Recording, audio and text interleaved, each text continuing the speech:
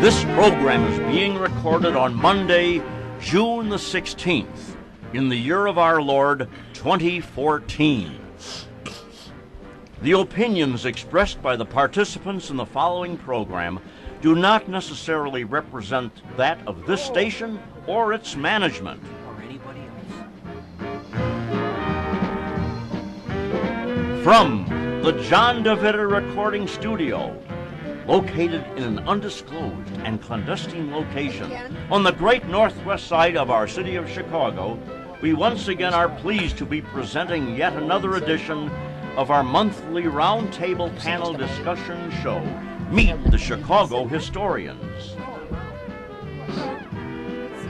Now here's the guy who started it all, John DeVita. Thank you, Rich. From the John DeVita Broadcast Center, welcome, ladies and gentlemen, to another broadcast of Meet the Chicago Historians on the Windy City Hometown Entertainment Network on Monday, June the 16th, the year 2014. Today's panel will be talking about the police history and contemporary views, and of course, much, much more. So sit back and enjoy Meet the Chicago Historians. And now to start today's broadcast, here he is, Mr. Richard Lang. Let me toss the program on to the guy who started it all. Let's announce our panel moderator, Jack Red Ryan. I didn't start nothing, folks, honest. It wasn't me. It wasn't me. Never. It's like Never, they, except supper, maybe. Hey, supper. John, The other guy did it. this is one you'll appreciate. What? A pair of jumper cables walk into a bar, and the bartender says, "You'll be all right as long as you don't start anything." I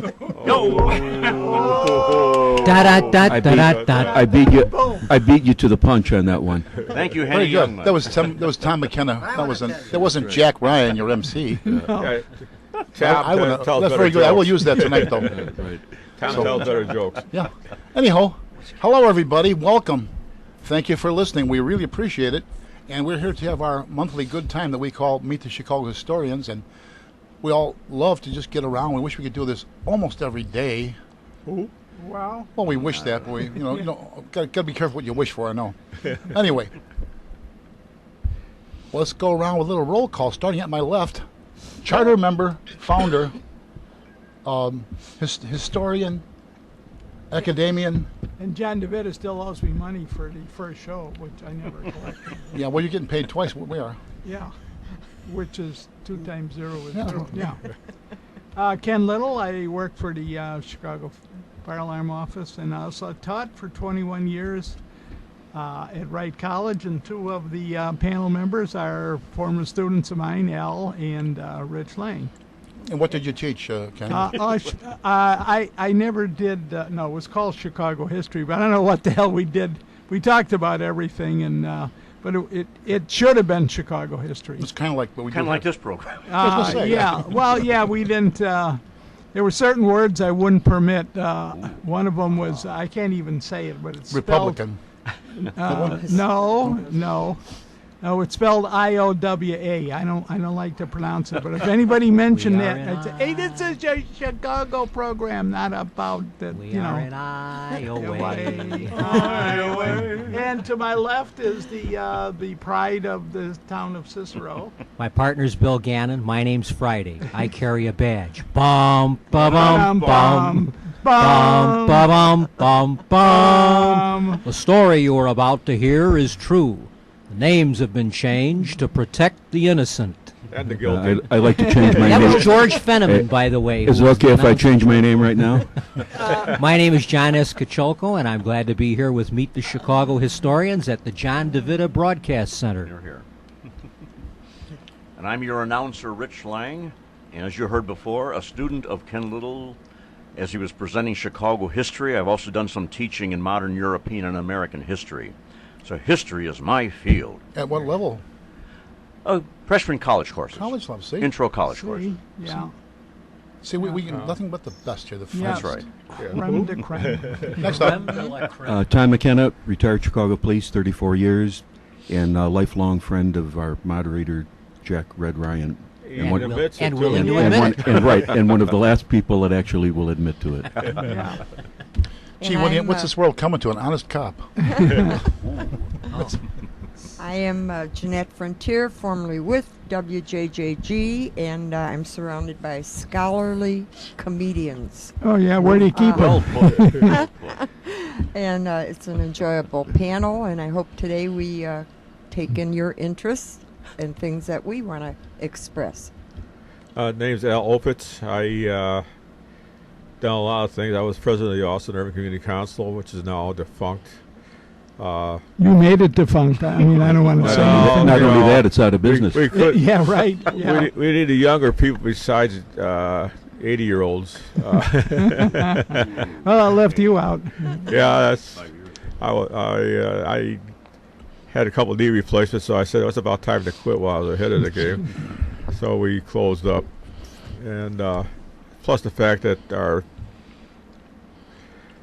membership was declining by design or desire, or whatever the case may be. You know, Al, you're talking negative things, but you also are a historian for Chicago State Hospital and Dunning. No one knows more about this area that we're in right now than Al. Well, the other question is who wants to know? Yeah. Ooh. You know what? Hi-yo. Isn't it? Yeah, isn't it?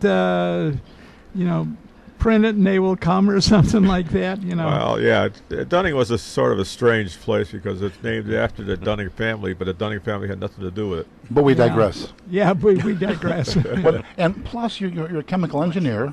Okay, I'm a Yeah, chemical chemical engineer. What engineer. railroad was that? I graduated IIT in 1974 Yeah. with a bachelor's in chemical engineering. We married? I was married in '71. So how can you be bachelor? Yeah. Well, yeah, they wouldn't give me a master's. Yeah. I thought my opening joke would discourage him from doing that, but obviously it You still it wish didn't to work. admit that you It know the didn't- moderator? It didn't Joke? work. I was serious. You still wish to know him, huh? Right. You have no choice in the matter. That's right. You That know what the brings- old saying goes, you can choose your friends, but you can't choose your relatives. Is he related to you? Not that I know of. Maybe very distantly. What county do your Could be parents any- come from never now? know. From the old Tom. from the old Oh, Tom. country. What county do your parents come from? Cook. Oh, that's what I told the guy. I had told the guy that I was directing traffic downtown, and he walks down off the L, and this guy, he's wearing the engineer's outfit. And you tell he was old country Irishman. He says, "Tell me now, what country do your parents come from?" And I said, "Cook." It's like this, like Tom just did. Yeah, they You stored me punchline. Me punchline. The funny story goes with that. We had an Irishman at the South Water Plant where I worked for 20 years. And he was from the old country, and they put him in a filter building. They said, "Yeah, it reminds him of the old country, cold and wet." Okay, and that was in July. Huh? That's in right. July. Yeah, I know the British Isles do kind of have that lots of fog and lots of rain, and Really? but they're warmer in the winter too. So Oh yeah. Yeah. Oh. Yeah, but it's still Because of the- it's still cold and rainy, though. the, Yeah, yeah. the Gulf Stream, I think it is. I almost said No, the jet that's a stream. no. It's just Yeah. the Gulf Stream really gets pretty far away from there. It's about 600 miles. Oh, it's closer than us. Yeah, well, that's true. It goes up to Iceland, He's so Iceland kind of warm, it sort of goes along with it. But generally, Europe is warmer than the States for some reason or other. And except for the Second World War, which was one of the coldest winters they ever had. When you get into Eastern Europe, Poland, and parts of Germany, and wherever, that gets some pretty good winters there. Yeah, Eastern Europe, Siberia, which Well, is that's really Eastern Europe. That's Asia. Yeah. well, yeah. Yeah. That's, It's a funny story though. Why the continent's got two different names, and apparently you can blame it on the Greeks. Yeah. Oh. Oh well, that's let's blame it on the Greeks. blame it Okay, on let's hear somebody. why. Yeah, well, it's actually one continent, but One continuous. One land mass. Eurasia. Exactly. yeah, Eurasia. But I don't remember the full story of it. But anyways, the Greeks thought this was Asia and this was Europe, and consequently you got two continents. I don't know what they called it, but this. And why the boundary was drawn where it is, the Ural Mountains. Yeah. Yeah, I guess they couldn't climb the mountain, so they thought it was a different world over there. It was. And where do they get all their coal from? Asia Minor. And yet, Tom, where you at? Yeah, Tom. And yet, in the eyes He of started the, all this. in the eyes of the Olympic Committee, North America and South America are not separate continents. Really? They're one continent. The Olympic rings, the 5 rings, Oh, yeah, that's Europe, Asia, Africa, Australia, and the Americas. Interesting. Attached. We're not even attached because they dug a canal through the Yeah. place where it's attached. And yet Eurasia, which is one continent, is considered 2. That is interesting. Well, you know. Yeah, North and South America are not considered. it's We're not. prob- Only one of those rings stands for America in its entirety. It's probably the same outfit Yeah. that started the United Nations. Blame it on the. Well, it wasn't bad when they started it, No, but that man goes- alive, you talk no, about the something Olympic that's flag goes degenerated. back Huh? before the United Nations. I mean, Yeah. UN Oh, had Libya in charge of human rights a few years back, Yeah. remember? So that's like putting the weasel in charge of the chicken coop there, isn't it? That's right. My God. Well, that's one of the problems they're having now. Is and that of course that area has been having wars for thousands of years.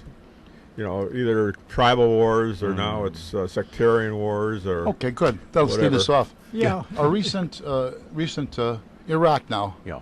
Iraq. Could anybody see this coming before? Anybody in the panel? Why not? They apparently John Right. Kosciuszko, could you see it coming? I'm McLaughlin today. John Kosciuszko.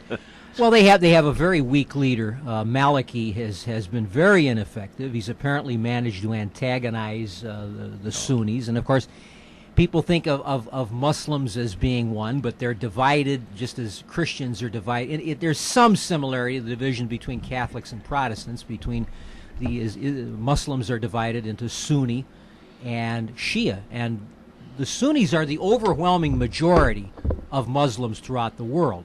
But in Iraq, the Shia are a majority. And in that part of the world, when you're the majority, you grind the minority down. And that's what's essentially been happening. In spite of our best efforts to set up a government there that would be like a Western government that would respect individual rights, but that didn't take in Iraq. And Now so you say they have a weak leader. That makes us even, doesn't it? Yes, yeah, no question about that. Yeah, Yeah. in fact, Right. you could, I guess, toss a coin as to which is weaker. It's such a subtle difference. They'll go out and burn a mosque, and as soon as you say, "Well, it's Shiite," and you say, "Well, it's a Muslim mosque," and he says it's still Shiite. John, along those lines, the division between the Sunni and the Shia, centuries old. Oh, it goes back Very much so. almost to the origin. I can't remember more the than exactly, 1,000 years. But to me, if I remember correctly, when I heard it, doesn't really seem like something that should have Right. No, have it's not lasted. like it's. Do you- That's why I do you say it's remember- not. It's do you not. remember what it was? It all goes back. It was just a few hundred years after the death of Muhammad, and it had to do with a division between branches of the families of his descendants, and I mean, his descendants were the leaders, and then one branch forked off and became the Shia because they recognized one man as the leader of the movement, and I this may not be. But this is my curbstone understanding. I don't claim to be a scholar of the history of the Muslim Right, religion, but that it goes right. back more than But it 1,000 doesn't years. really seem like it No. should have translated No, into centuries it's not of like the violence kind of and kind of divisions between Catholics and Protestants where it had to do with beliefs. And Right. There isn't as much of that in the division between Shia and Sunni. And here's the problem for the United States. In Iraq, the Sunni are hostile to the United States. But in most of the rest of the Middle East, our friends and allies are the Sunnis. The Saudis are Sunni, the Kuwaitis, the Gulf states, Jordan. These are all Sunni countries. So we're not in a position where we want to appear to be hostile to Sunnis because they're actually our closest friends in that part of the world. We want to call them friends. Yeah. And compared and Iran, which is very hostile to the United States, that's the center of the Shia. Iran is overwhelmingly Shia. So the Iranians, there's all this talk now, well, the United States is going to make common cause with Iran. I'm not sure that that's such a good idea. This, the enemy of my enemy is my, that's not necessarily the best way to look at this. We have our own interests And in then it. where does it put the people, would you say the Sunni, or who are the power? To In this- us? With us? in Iraq, the government that we've been supporting is a Shia government. Okay. They're not all that great friends of ours, but that's the government Yeah. that we're supporting. Hussein was Right. a Sunni. He was Okay. a Sunni. Okay. And that's part of the problem here. When Saddam Hussein was in power, the Sunni were the boss. Even though they were a minority of the population, they were the boss. Right. When Saddam Hussein went down, the Shia majority took power. Naturally, the Sunnis don't like that. In Syria, Hafiz Assad is what is called an Alawite, which is like an offshoot, another little offshoot of Islam. They're a small minority of the population of Syria. If he falls, all of those people feel that they are going to be out the door, and that's why they're fighting so hard to keep him in power. Yeah, This that's is- what I was going to say. There's these The hatreds people there that who we are don't on really our side understand are as in Americans. jeopardy by being Right. part Yeah, of but our but system. now this ISIS organization, or IS, Islamic IS or ISAL. Islamic State in Right. Iraq and Syria. Now, what They're the- sect do they represent? They're Sunni, and they don't even recognize the borders of these countries. Remember that when you No, talk it's about tribal. Syria, Iraq, these borders were drawn by Europeans at the end of the First World Yeah, War. at the colonial era. The British and the French controlled all this territory, so they simply drew lines on a map and said, this is going to be British, this is French, British over. Those lines don't necessarily reflect the populations, and these countries don't necessarily have the great loyalty of the people. They're loyal more to their religion, to their sect, Yeah. to their region than they are to a central government sitting in Baghdad. It's Was not that the, like Europe. But supposedly ISIS is so violent that Al Qaeda doesn't even They want threw to them. That's They true. were That's thrown out right. of Al Qaeda for being too violent. Right. If you can imagine that. Man, Was that the Balfour Agreement or Balfour Accord they referred to as Well, this that- quiet little Balfour agreement?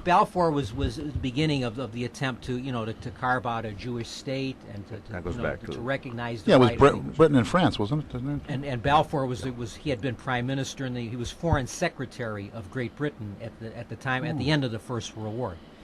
So all of these, you remember the great film Lawrence of Arabia. And you remember how remember all the squab. Remember it centers on the fact how these Arabs are sitting at the big table and they're squabbling. Well, this has never been resolved. Yeah, That's they're right. at war That's hundreds right. of years. tribal, religious, Yeah. Right. regional, and it's not like they don't have this sense of national loyalty that we think of in Europe of No. being French or German. Their loyalties are much more divided And they're very indoctrinated to the religious end of and loyalty. religion is the center of their life. That's I mean, right. They organize everything is based on Yeah, religion. Yeah, years ago, all these areas were united under the Ottoman Turks. That's right. Right, right. Okay. And everything, in a sense, fell apart They after were- World War I. when the empire- When the British and the French wanted to carve out their colonies. Remember, Lawrence of Arabia was Yes. fighting the Turks. That's right. And that was to our advantage because the Turks had stupidly wound up on the side of the Germans. They'd been allied with the British for long in history, but they stupidly aligned with Germany and for that reason lost their empire. In the First Well, World they were mostly anti-Jewish. Not. The Turks? I'm not No, sure no, about no, that. not the There's Turks. no sense of that. Okay. Well, I did anti-Semitism. find out though was I worked with a Palestinian, and he said that when he came over, he was working in Saudi Arabia. They treat the Palestinians worse than they do here in the United States. Well, I've heard that, yeah. Palestinians are not highly thought of by other Yeah, Arabs. they're bottom rung of the totem pole, Yeah, isn't it? Or yeah. the ladder, That's bottom rung of the ladder. Yeah, no, it's a sad situation there because they had that land there for 1,000 years, and all of a sudden, a lot of them were just thrown out. And one of the problems was none of the other Arabs wanted to take them in. Right. Right. All these other Arab countries that could have provided a homeland for They them. don't want A them. lot of them aren't even Palestinian. They're refugees from these other places, as you said before. Ken Little, what do you think of that? What were you guys talking about? Ken, give our president's answer when they asked him about the situation in Iraq. He said he was going to consult his advisors, and he'll talk to you Monday, and then he went and played golf. That was bad. There's a real leader. That's- There's a funny story What about was his timing golf is score? I guess that Yeah. would be the next. They don't. That's highly classified. Oh. The Persian Gulf. The Persian Gulf, yeah. And Well, it strikes me, where was our intelligence, satellites or whatever? About a week ago, all of a sudden we heard that about a third of Iraq had fallen to this extremist group. Like, didn't we see them build up? Didn't do something? Well, No warning, Weren't apparently. they I mean, aware? unless the government wanted to keep a Don't lid we on have this any until spies over somebody there? broke it's in. very similar to the attack on Pearl Harbor. They saw the planes Now, there's coming a in on the comparison. radar, and they said there was a group from the United States coming B-17s, in, yeah, the B-17s. and they shut down the radar system, and Yeah. consequently they had a much more Well, devastating. the Iraqi armed forces are supposed to be a much far superior force of over ISIS, and ISIS is just walking through the country. Yeah. The Iraqi army is running away. yeah. I don't know what the condition of these troops were that they had in the north. I mean, you would think. I mean, there are all these Shia in the south now that are clamoring to go and fight. They want to go and fight. Why the army collapsed? But you know, the president announced when we pulled our forces out that the Iraq government was stable and they had a strong army and they could stand on their own Well, case closed. What are we talking about? and that may be one of the reasons why our intelligence, maybe that I didn't know was that the our word from the president top. said it was over. Yeah. Well, then let's that- move on. there's no such thing as an end to any of these conflicts. No. You know, and he who don't understand is due The to loser licks his wounds and waits for another day. I mean, that's, Yeah. All right, Ken. How about Okay. Crimea? Ken Little, we tell you anything new in Crimea and the Crimea, Crimea and Crimea River. I know some Oh, people are calling. Crimea River. Well, somebody should, Yeah. but somebody's talking about this business between Putin and the yeah, the Putin- Ukraine there, Putin. as they're calling it a civil war, although it's a sovereign Well, country of its own here. Yeah. You got to remember, Putin was head of the KGB, Mm-hmm. and he forgot the KGB's there not anymore in existence. Maybe So in his consequently- mind they still are. Well, he So said yeah, basically they are. the greatest tragedy of the 20th century was the breakup of the Soviet Union. What he said. Yep. Yeah. Yeah. only exceeded by the creation of the Soviet Union. Yeah. Oh, yeah, we know. I yeah. don't think he mentioned that. You know what? I Plus don't. his popularity in Russia soared after his actions in Yeah. Right. Yeah. Georgia. Right. Yeah. You know, it's so far away and so removed from us. I don't think any of us really, walk around The thinking, seriousness gee, of wonder it. what Putin's thinking right Yeah. now. And his, It's kind of pushed off the front pages, but it's still going on. You know and, what's going on. and but, shades of the beginning of World War II to me, Yeah. There was an interesting article in a magazine called Sea Classics. It's out in the stand right now, and they were talking about the SEA? Ukrainian and the Russian Navy, which at best is just short of being sunk by its own weight. It's rusting away. It's rusting away basically, and apparently, Ukrainian Navy was even worse shaped than the Russian, but they had a couple good ships. So this is one of the, according to them Yeah, I anyway, saw- it's one I of the saw a reasons they wanted documentary to take once over the Navy. About a Russian. But the fact of the matter was that when Khrushchev was in power, he was a Ukrainian, Mm-hmm. and apparently he deeded over the Crimean to the 1954. and all of a sudden, You wonder what Like his a motives really were on doing that. well, Khrushchev- the discussion was that most of the people there are Russian ethnics. True. They speak to Russian and they don't know any better, and they wanted to get back for some reason under There- the Russian umbrella. Yeah. There are Gee, doesn't that sound like the Sudetenland all over again? There were two reasons. The supposed reason was that the Ukrainians had fought valiantly for the Soviet Union during the war against the Germans, and they were being rewarded by having this, because after all, the Crimea is actually physically attached to the Ukraine, even though it had been considered part of Russia. I mean, it's a peninsula that juts out from the Ukraine the way Florida juts out from the United States. But the more sinister reason was that because Crimea was overwhelmingly Russian, they thought that this would dilute the Ukrainian nationalism of the Ukrainians. You were putting more Russians in the Interesting. Ukraine, so that if it ever came to anything like that, you could depend on more Russian speakers in. So that was probably the more sinister reason. They were trying to they were always afraid of Ukrainian nationalism.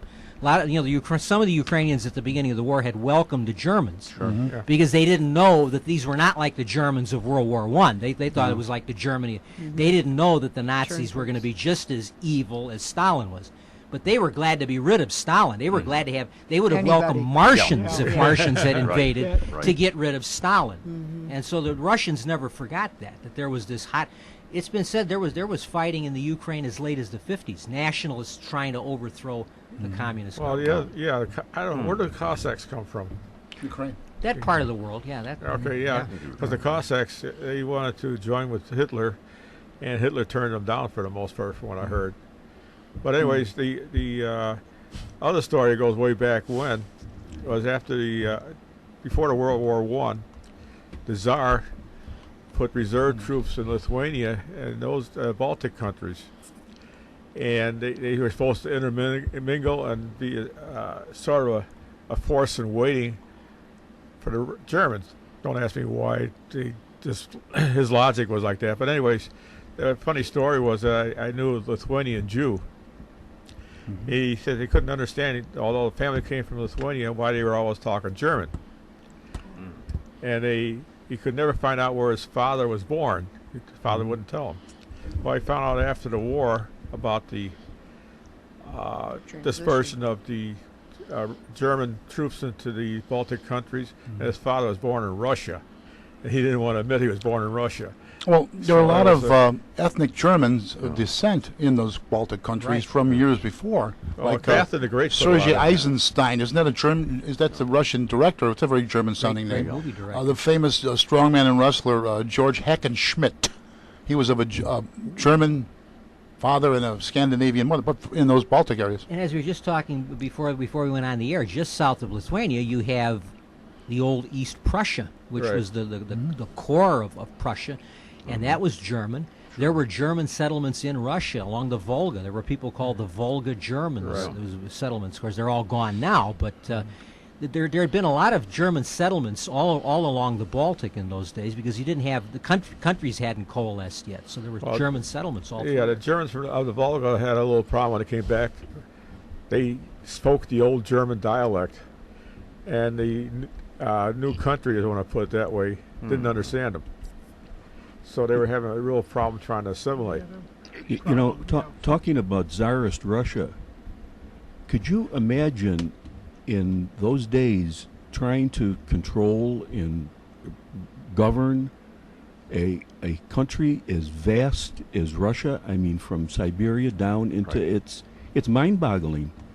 I mean, I can't even imagine without the communications network and the electronics and how one man, I mean, a czar had the power that he had. Well, he never. The point is, he never really had that kind of power. I mean, theoretically, he was all powerful, but if you gave an order in St. Petersburg, you didn't know whether it was ever carried out in Siberia because by the time it got there, and then by the time word would get back to you, I mean, think of this before railroads. Think of like the 1820s. When there's no telegraph, there's no railroads. There's just horses and foot. Yeah. How about the internet?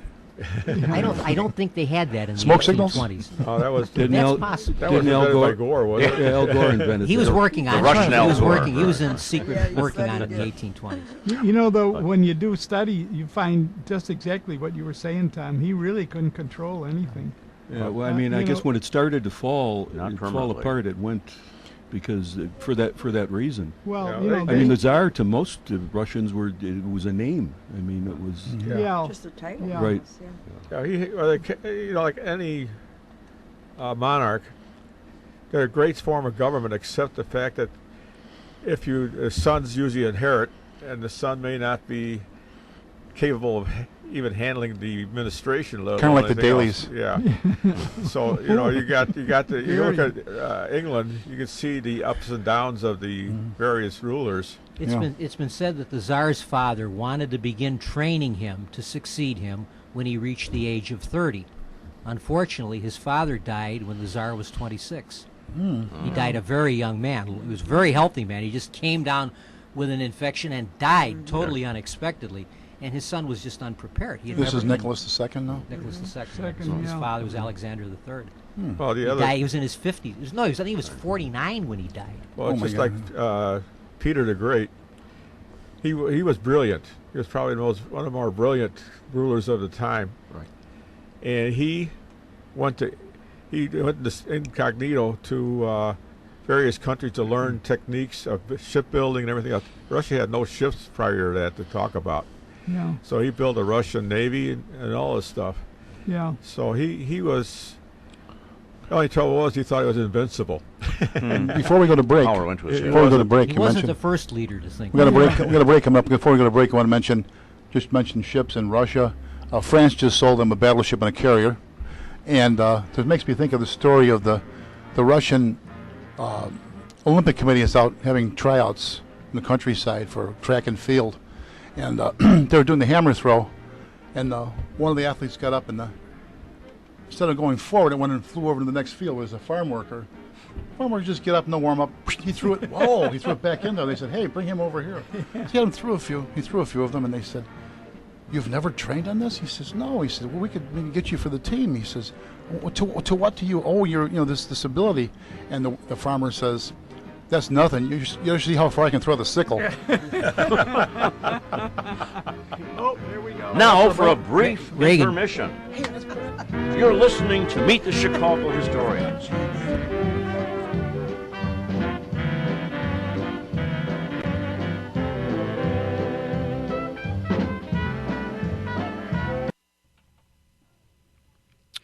Well, friends, now that the warm weather has finally arrived, it's time to plant your flower garden and your vegetable garden. It's not too late to start planting your flowers and vegetable gardens. And I have just the right place for you to go and get your flowers and vegetable plants. You can go to Pesky's Flower Gift Shop, Garden Center, and Greenhouse at 170 South River Road in Des Plaines, Illinois. Pesky's has a very large selection of flowers, vegetable plants, and much more. Whatever you need for your flower or your vegetable garden, you can find it at Pesky's. Once again, they are located at 170 South River Road. They are north of Route 14 or Minor Street, and south of Gulf Road, which is Route 58, and the Holy Family Medical Center on the west side of the River Road. And be sure to stop in and visit their flower and gift shop. Again, Pesky's Flower, Gift Shop, and Garden Center, located at 170 South River Road in Des Plaines, Illinois. River Road is Route 45. They are north of Route 14 or Minor Street and south of Gulf Road, which is Route 58. You can call Pesky's at area code 847-299-1300 for more information. Again, Pesky's Flower, Gift, and Garden Center at 170 South River Road in Des Plaines, Illinois. Their phone number is area code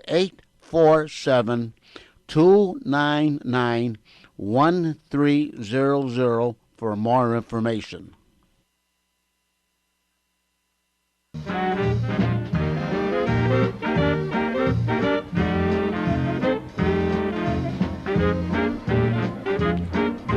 Now back to our special edition of Meet the Chicago Historians. Jack? Okay, we've covered some of our international successes of late, if you call it that. Or excesses. International situation, Yeah, they anyway. were successes, yes. For some of our- Successful? No, not We're supposed successful, to be. but successful. I understand that this is not due to ineptness. I really believe that we have an administration who feels we're ashamed that we're so powerful and wealthy and want to lower our standards and be apologetic to the world for that. And we put away all of our weapons and no one will ever bother us again. Yeah, I could go for that. Anyway, getting You're down all to getting nostalgic for Reagan and the Cold War again. That's Being State- nostalgic for Coolidge. state and local information. Jeanette, do you have something about a recent mayor of ours? And Oh, yes, Ooh, Jack. which one? It's quite a segue from what we're talking about, but I just thought for a little bit of interest, I'm going to talk about Jane Byrne. Jane Byrne. oh, yeah. More than anything, just some facts. A very And, neglected mayor, yes. Just the Yes, facts, very- ma'am. Just Just the the facts, facts. ma'am. Bum, I ba, got bum. Obviously, if it isn't known, it was the first and only female mayor in Chicago, and we use the word neglect, and they now are kind of looking back at her and realizing they haven't included her or given her the acknowledgement and So I took up some facts here that what did she achieve and so on and so forth. And of course that was a 79 election, and it was a surprise win. And one of the things that startled everybody is she didn't have any backing, and from the party bosses. She wasn't well accepted in most of the things she did. At this point, she's 81 years old. She's in very poor health, and it has been 35 years since she was the mayor. She's never been invited to an inaugural, a mayoral inauguration, That's right. and she was considered a sellout. I think Rahm invited her to his. Whether she attended, I don't know. But she was totally neglected under the That's wrong. dailies. I mean, Yeah. regardless of That's Well, when you read about, every name that you've ever heard in the public world or that, I think, I could say honestly, too, I don't remember the last time I heard her name. she just disappeared. She I mean, just you don't disappeared. see her or Right, hear of her right. or anything. And let it be good or bad about her, she was our mayor in that respect, Well, one of the things they did, she had some statues put up. They removed the statues and put them away. That was Richie. Statues of what? What- that's I not don't lit- recall. literally A monument true, to though. children, I believe. There was a children's memorial Yeah. that was her guidepost, and this was taken away by Gaylor and moved away. Jeanette and Al, Yeah. that fountain that was set up on Wacker Drive at Wabash, that was relocated to the Chicago Historical Society. Oh, That's They right. changed that when they refigured Wacker Drive, Right. Okay. Maybe it needed to be, it was, I don't know, sort of conspicuous or inconspicuous, but well, it isn't that she was, probably that might have- totally forgotten, Yeah, but we yeah, have she forgotten wasn't- what might have been Yeah, what- dedicated or yeah. put up, Well, anyway, in the last month or so, Mayor Emanuel would like to name something in Chicago for her, and it could be, again, a park or a memorial, maybe a plaque at Cabrini Green. Maybe the Trump Tower. Well, there you go. Yeah. Hey, And, of course, I if saw it. anybody that's fun. remembers, wait. she and her husband did live at Cabrini Green right. for only 3 weeks, and came out saying, we stopped a lot of violence while we were there. Oh, yeah. You know. Well, yeah, the cops But all of over the course place. she was, yeah. Well, sure. that she meant was her and her certainly- husband stopped fighting. Right. At least people got to notice And the area. I have forgotten his name, but he was a Jay retarded- Jay McMullen. Jay McMullen. McMullen. Jay There McMullen. you are. Yeah. Uh-huh. Yeah. Anyway, she was one of the first that got the ball rolling for Navy Pier, and of course it became a top tourist attraction. And she made Blandix Chicago Fest really happen, as they say, flourish. And she started the Taste of Chicago. And then she had some park named there, or started some park around the water tower and along Michigan Avenue. I don't know, John. I can't seem to place that. Is it a very little? Are you talking about Setting, Olive Park or? No. No, No. that's that. way. Yeah, well, that's It's a but little next bit- to Navy Pier. Yeah. That's where the water filtration plant Yeah. is. Yeah. Anyway, I Right? noted that and Yeah, right. Yeah. There's a funny story with that too. If you, I'll tell you later. Yeah. Okay. the whole idea Yeah. is she beat the Democratic machine. But Pat Quinn would also like to do something, and he was thinking of the Circle Interchange in her honor. And he said it like this: at least her name would be heard every day on the traffic report. Good point. Good It's Yeah. point. quite a bit of out of Yeah, and all Quinn. negative. Yeah, Ah, we got a uh-huh. tie up Yeah. at Circle. And of Oh, course, the excuse me. interchange is Kennedy, the Eisenhower, and the Dan Ryan, and they come together in the center of Chicago. And the thing that she really thought was something she should be always remembered about, she championed the international terminal at O'Hare, Okay. and that structure would be called her greatest achievement. That Jane would Byrne. be a good name, thing to name after her. Jane Byrne lost her first husband, his name being William Byrne, in 1959, in a plane crash, and he was a Marine aviator. And then she also established CUB, which is the Citizen Utility Board. And she had quite a personality. She was a very fearless person, and a trailblazer in the little time that somebody allowed her to do what she wanted to do. Outspoken, feisty. Very feisty, She was right. friendly, too. If you ever talked to her, she was always cordial. Quite a Yeah, down to she was earth. up in the fire alarm a number of times. But you know, can you imagine being a widow at the age of 24? Yeah. No, I can't. No. Terrible. What could you imagine at the age of 24? You know, I just one wish of Bill my- Coogan was you know, here. talking about Jane Byrne, one of my favorite stories about her is it was the Chicago Emmy Awards, and I believe it was Dick Kay that was getting an award for a documentary that he filmed on the big snow, and Jane Byrne just happened to be present in the audience, and he said, "Mayor, looking at you, I have to think if it wasn't for that big snow, neither one of us would be here today."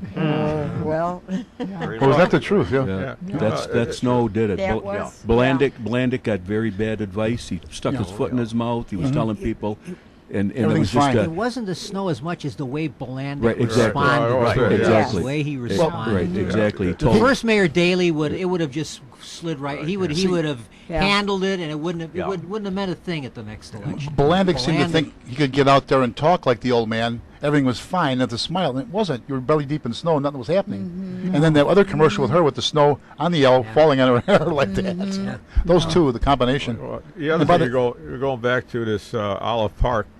Remember Block 37 with Maggie Daly? And when it was coming to an end, she was looking for an alternative place to put it, and she wanted to put it over at Olive Park. And they said, "No, you can't do that." And she says, "Why can't I?" And they said because the reservoir is below it, and any damage to it would create all kinds of problem with the reservoir. That was one of the few things she couldn't do that she wanted to do. Yeah. Maggie, Yeah. is that Mrs.? Yeah, Maggie. Yeah, okay, Mrs. You know, so late Yeah. Maggie. I call her Maggie the Naggy. I don't see any problem with naming some site in honor of Jane Byrne, but is there anything named in honor of Blandick?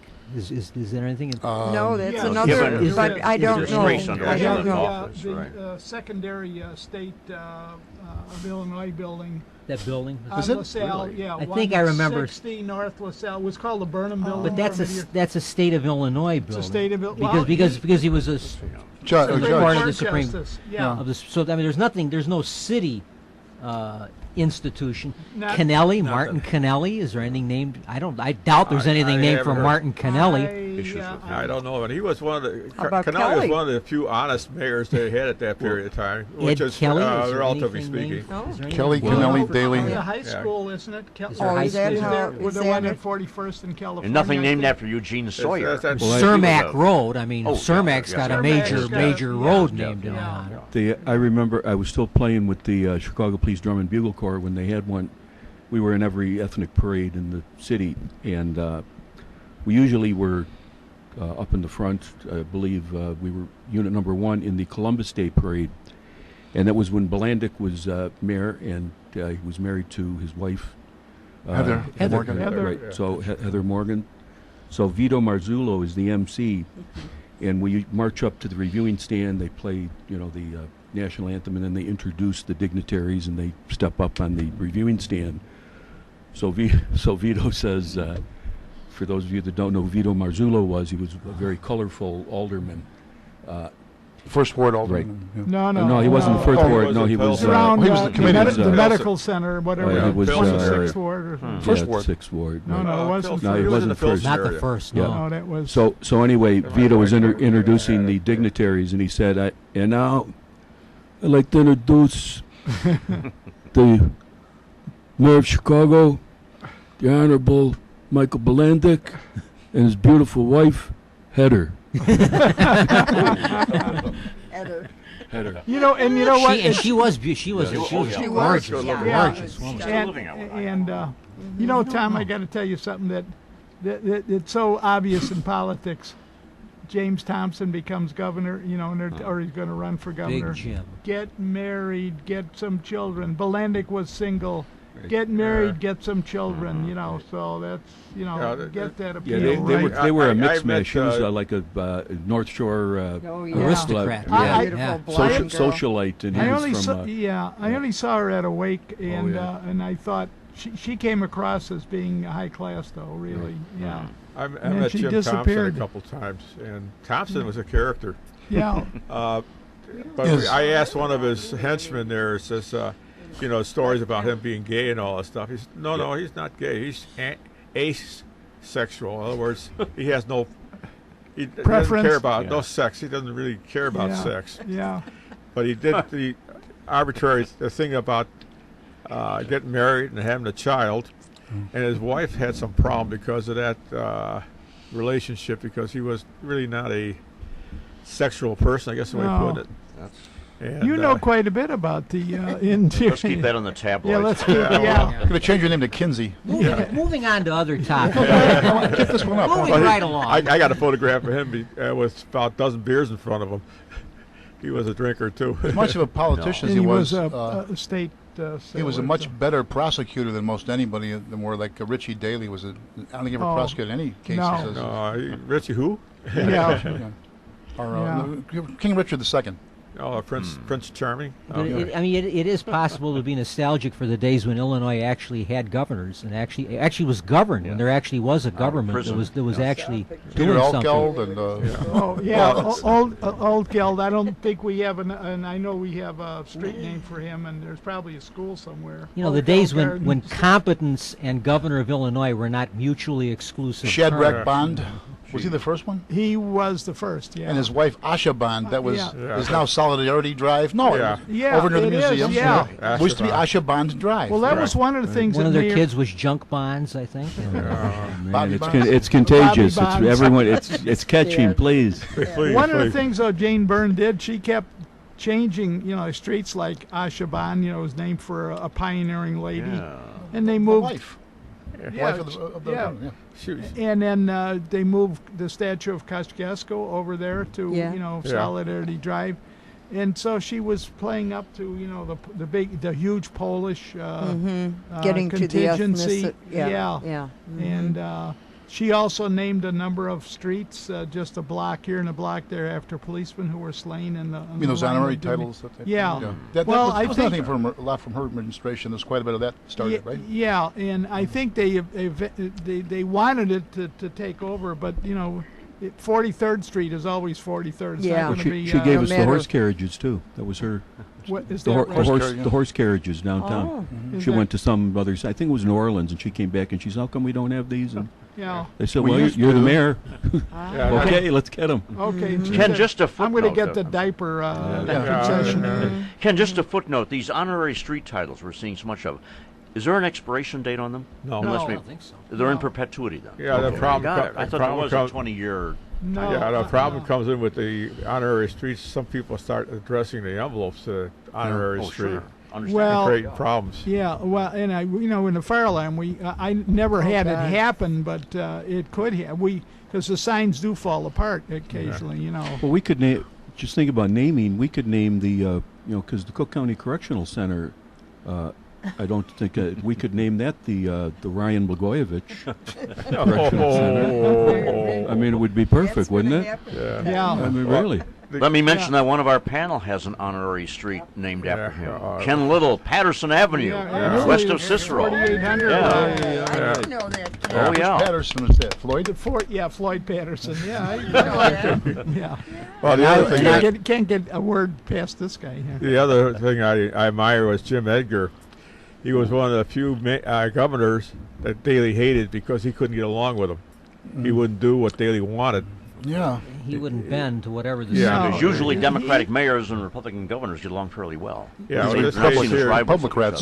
He other. blocked the demolition of Meigs Field while he was governor. So Yeah, he really blocked wanted a to- lot Yeah. of things that Daley And wanted. that was another thing Well, the mayor did. to show- supposedly that's why Rahm is backing Rauner for governor. I He mean, is? Maybe behind the scenes. because he can get along with them. Yeah. Yeah, That's You the know, point. that's an important thing, That's what comes out. Well, I mean, they were yeah. friends. He can. Rauner contributed to Emmanuel's Yeah. campaign. Yeah. So Yeah. Now that brings up an interesting topic. A recent law was just passed Oh, here yeah. in Madaganistan, Can give. as John Cass calls it on WLS, about a new election law that will only be used this fall. You can register on the day of election to vote, and you don't have to show any ID or whatever. What do you think about that, Rich Lang? That's a basic question. Can Americans vote without having to show an ID? I'm going to mull it over John, and see what some of you John, think. Yeah. Thomas McKenna. I'm totally against it. I already vote about 15 times already. Well, that's the now idea. they want me to vote. They want me to vote some more. Yeah. I mean, come on now. I got a whole bunch of Jewish voters down the street. They're real quiet, though. They're under a Would this headstone. apply to both dead people and living people? I don't know. It's unclear. Well, that's No. I think I told this before, but I'll tell it again. It's appropriate. Eddie Burke tells a story about a woman that she moved to Indiana. She was from the 14th Ward. She moved to Indiana, and she always told him that when I die, please bury me in Chicago because I want to stay active in politics. John Kishelko, about this law. Let's hear your opinion from the. There are office buildings downtown that have nothing to do with the government, just private office buildings where you cannot get above the ground floor without showing a photo ID. And I know because I do business at one. So the idea that you have to show a photo ID for just about to check a book out of the library, you have to have identification. Buy a The bottle of idea booze. that the most precious thing that the individual citizen has in terms of his relation to his government, which is the right to vote and choose his elected officials, that we're not even going to require any identification is, to me, it's absurd. It is just absurd. And it amazes me that anyone with a straight face can present something like this. Right. This is just blatantly an attempt in a To city that has pacify. a long history of having its electoral processes called into question. And it's as if you're just flouting the opinion of everyone else and it's saying all- we can do whatever we please. Yeah. We have no more rules. Jeanette, we have no you go. more rules. Next, let's hear yours. That's interesting. You said it that way. I in getting on a certain subject, and God bless it, happened to be religion, which you say we shouldn't talk about, but it's starting to get into every area, and pacifying people and making the rule fit the moment. And a law was a law. It was, we always Forever. forever, Yeah. right? And what Jack just brought up, I mean, I have been a judge at election, and we had to be trained, and we had to hear all the you never better do this, and be sure you have that paper and ID and whatever you said. But it seems to be in everything. Let it be the driving, the rules of driving, and the rules of politics, and the rules of religion, and there's a great breakdown, I think, of IRS. I mean, you could have the same problem as me, and you'll get away with it, and I won't. And even the now that we're going through how many governors are serving time. Not enough. Or Yeah. True, but then back it up and say it this way. Are they the only one in that whole group of people in that room that are committing that awful crime, as it's put? Or would the room be empty if they really followed the law? And so I can see now where youth is getting very confused. Not that they care like that, but it's finally going, like now. Very cynical. And Yes. now I Yeah. think 16 and over, your record is going to be exonerated, so that you can not go to it, so that you can go to a job, and not talk about your record. I mean, these are, you made the crime, do the time, the rule, the whole thing. It might be a very private opinion, but it's you just see everything We going don't- downhill. We don't trust government We don't anymore. trust. There you are. President That's says Thank one God. thing, they don't Best follow it, they word. don't back up. Good reason. They make a law and they never enforce it. exactly. They're not enforcing the border right now, Who stuff was like it? that. Locke that said government is intolerable at best, and Yeah. in some Yeah. But I mean, when we have now you know why the libertarians are out there. right, Yeah. but we have such controversy, even from the so-called Even- highest position president all the way down. Yeah. But How it do you wasn't get always off? like that. No. People in the 1920s, the 1930s, the 40s, 50s? No, the 50s, when I was yeah, growing up my as a growing kid, my up parents, years. they didn't have this sense that all government is corrupt and Oh, all no. politicians That are was their crooks. God. That was They their God. The President of the United States was honored and Oh, respected. Whether he was a definitely. Republican or Democrat, most people had respect for the office Oh, of president. yeah. And the president commanded respect in Right, turn. Well, Right. that's what they Right. said. That's what they said about George Bush, the first President Bush. He had so much respect for the office of the president in the Oval Office that he wouldn't even take his suit coat Right. off Yeah. in the office. He left it on just to That was maintain true the of Reagan, decorum. too. Reagan was the Right, same. and Well, then we there's went from another- that to you know what. Yeah. Yeah, yeah. Couldn't keep something where it should be. Yeah. Well, there's Well, another they They didn't even example. keep his He didn't pants think on. it was dignified for the I'll president say to be it. seated in the Oval Office without a jacket. But I was going to say And a it, but tie. I wasn't going to say it, but I'll say it. We went from someone that wouldn't take his suit coat off to That someone too. that couldn't keep his pants on. There you Yeah. go. What Yeah. an answer. And that's And- another and, subject. And he hasn't suffered. Right. He's Let it- probably the most popular guy, him and his There was wife, an old you know. story about Lyndon Johnson was taking someone on a tour of the Oval Office, showing him the Oval Office, and at the window, one of the windows that open out onto the garden, there were these little holes in the parquet floor, and someone saw all these little holes. Like, he says, "What are those?" He says, and Johnson says, "That's that damned Ike with his golf shoes. He's marked up my floor. Marked up my floor." Well, the more you hear about you know, Johnson, Why would he wear Right. golf shoes Yeah. in the White House? Yeah, right. But I mean, to add to this, something as simple as dress code. I mean, there was a time you Oh, here we walked go. in a Here we bank go. and you knew exactly who worked there. They all had a yellow jacket on. Yeah. Or you now we have Relaxed Friday or something Yeah. going Casual- on. casual. And Casual. somebody comes into court with short shorts, and Yeah. I mean, Hey, you get out.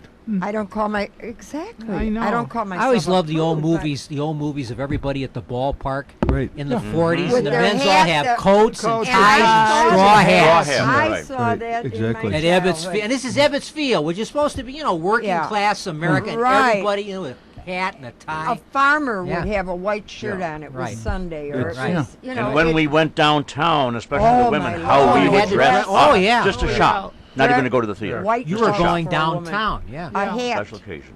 So many You see things pictures that How of you dress for church. the Yeah. tourists at the Century of Progress. They're all wearing hats, Oh, yeah. Oh, coats, definitely, ties. and they didn't and have that was during good. the Depression. And it was Oh, just as definitely. hot as it is today. Darn I mean, right, you can't they say, didn't have well, air And not much air conditioning. conditioning in those days. No, not only Maybe a at the restaurant here and Progress. there. Yeah. If you're I mean, lucky, you got a could little just breeze go off the into lake. everything. Yeah. I mean, But even any- there was our- a formality to life in those Yeah, That's a days. good in point. our religions, And we've it lost doesn't that. matter Yeah, we've whatever. lost that. In our case, it was a nun. And now I see the same nun in a fancy dress and a. Wearing it high took- heels. Yeah. There you go. When I was I don't know, first time I maybe we- visited Washington, and I was able through the senator to get a pass for the VIP tour of the White House, and so it was in June or July. It was warm. I put on a sport coat and a tie, Mm-hmm. and there were people there in shorts Yeah. and T-shirts and cutoffs, and I mean, to me, Just you're going to the ragged. White House. It's like going to a cathedral. You You don't dress yeah. properly. You have to distinguish. Yeah. And what's Yeah. going to There's happen no a sense of it. generation or two down the road in the spirit of casual Well, dress? to I think we're going to see a lot go more. go loss back of to that, respect for Well, I authority. have 17 of them working for me. Don't get me started. You go back to the election. Years ago, they had what they call a deputy registrar's program in Chicago. And you used to go out, and they basically precinct workers would go out and check for registration if they were Registration, still yeah. alive and who was there and if Yeah. you want to be Door to registered and all door. this other stuff. And you used to bring it into the judge of elections. Well, apparently it was quite successful. So they decided that let's not have Let's eliminate it, huh? basically what it amounted to is, well, we brought it down to one judge, and then they carried the registration downtown. And the problem was that they didn't do the job they were supposed to do in the first place. With deceased or moved people were not eliminated from the polls. But then they said, well, since it was so successful, we can eliminate the judges of election at for registration. Yeah. So now you got to take it downtown yourself. Mm-hmm. And the guy said, well, geez, like I work from 8 to 5. Yeah. how the hell am I going to get downtown? Well, that's tough, so they essentially eliminated the registrar's program because it was successful. So now you got people that, are dead and they're still voting. And some cases where the son moved out and the father's name was deleted from the polls. And this type of stuff, and was never corrected. That happened. Well, hey, John, in the no identification to vote, let me ask you a question. If my dog is registered to vote, and I can actually bring my dog into the polling place, and my dog will not be able to they'll show put him up in a chair so he can. Right, and plus, if we go to the new touch screen, will my dog's paw work on the screen? I'd actually have more confidence in the voting judgment of the average dog. I probably wouldn't have a problem with letting that. That might clean up the electoral. What are you trying to? We elected Blagojevich twice. Before we go to break, just one high thing. regard for dogs. Just want to say one last thing. We're talking about identification. I think maybe Tom would second me on this one. From our experience in law enforcement, 3 areas where someone should get print and photo of a permanent record: your driver's license, your voter's card, and anything to do with any assistance, welfare, whatever. You would wait and see how much fraud that would cut out in a minute. And that's not to gather any dossiers on anyone or any files, but just you wait and see how much it will fall off. It still irks a lot of people when you agree with that? Right, people and are by in a fur coat with food stamps. Yeah. and by saying that, you immediately tag yourself as a racist. Oh yeah. Yeah, right. I'm too used Because to that. there can't be any other motive for it. Yeah. Well, You're just a next racist. Yeah, the catch on that though is there are more white people on food stamps than black. But Al that's beside the Sharpton Well, they never will be seem to bring that up. condemning you as a racist. Yeah. Next up. You're listening to Meet the Chicago Historians, and we thank you for it. We'll be right back. Somebody.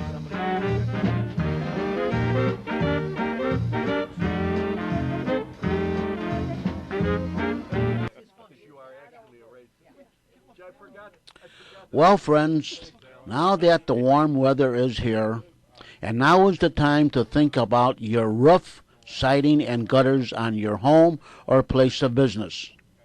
We could get some heavy rainstorms in the next few months. So be sure the roof, siding, and gutters are in good shape. You don't want mold or mildew in your attic or crawl space, or drip, drip, drip on the ceilings in your rooms, or have your walls damaged by a leaky gutter or bad siding. So don't have double expense. Sooner or later you're going to have to get them repaired. So call Best Brothers Roofing, Siding, and Gutters at area code 630-616-1359. Mike Best will drive over in his shiny red truck with ladders on top and Best Brothers Roofing signs on the doors. Mike will look over your siding, roof, and gutters and give you an estimate and go from there. So once again, don't have double expense. Call Best Brothers Roofing for a free estimate at 630-616-1359. That's Best Brothers Roofing, Siding, and Gutters at area code 630-616-1359. Call today for a free estimate. The number once again is area code 630-616-1359. You won't be sorry.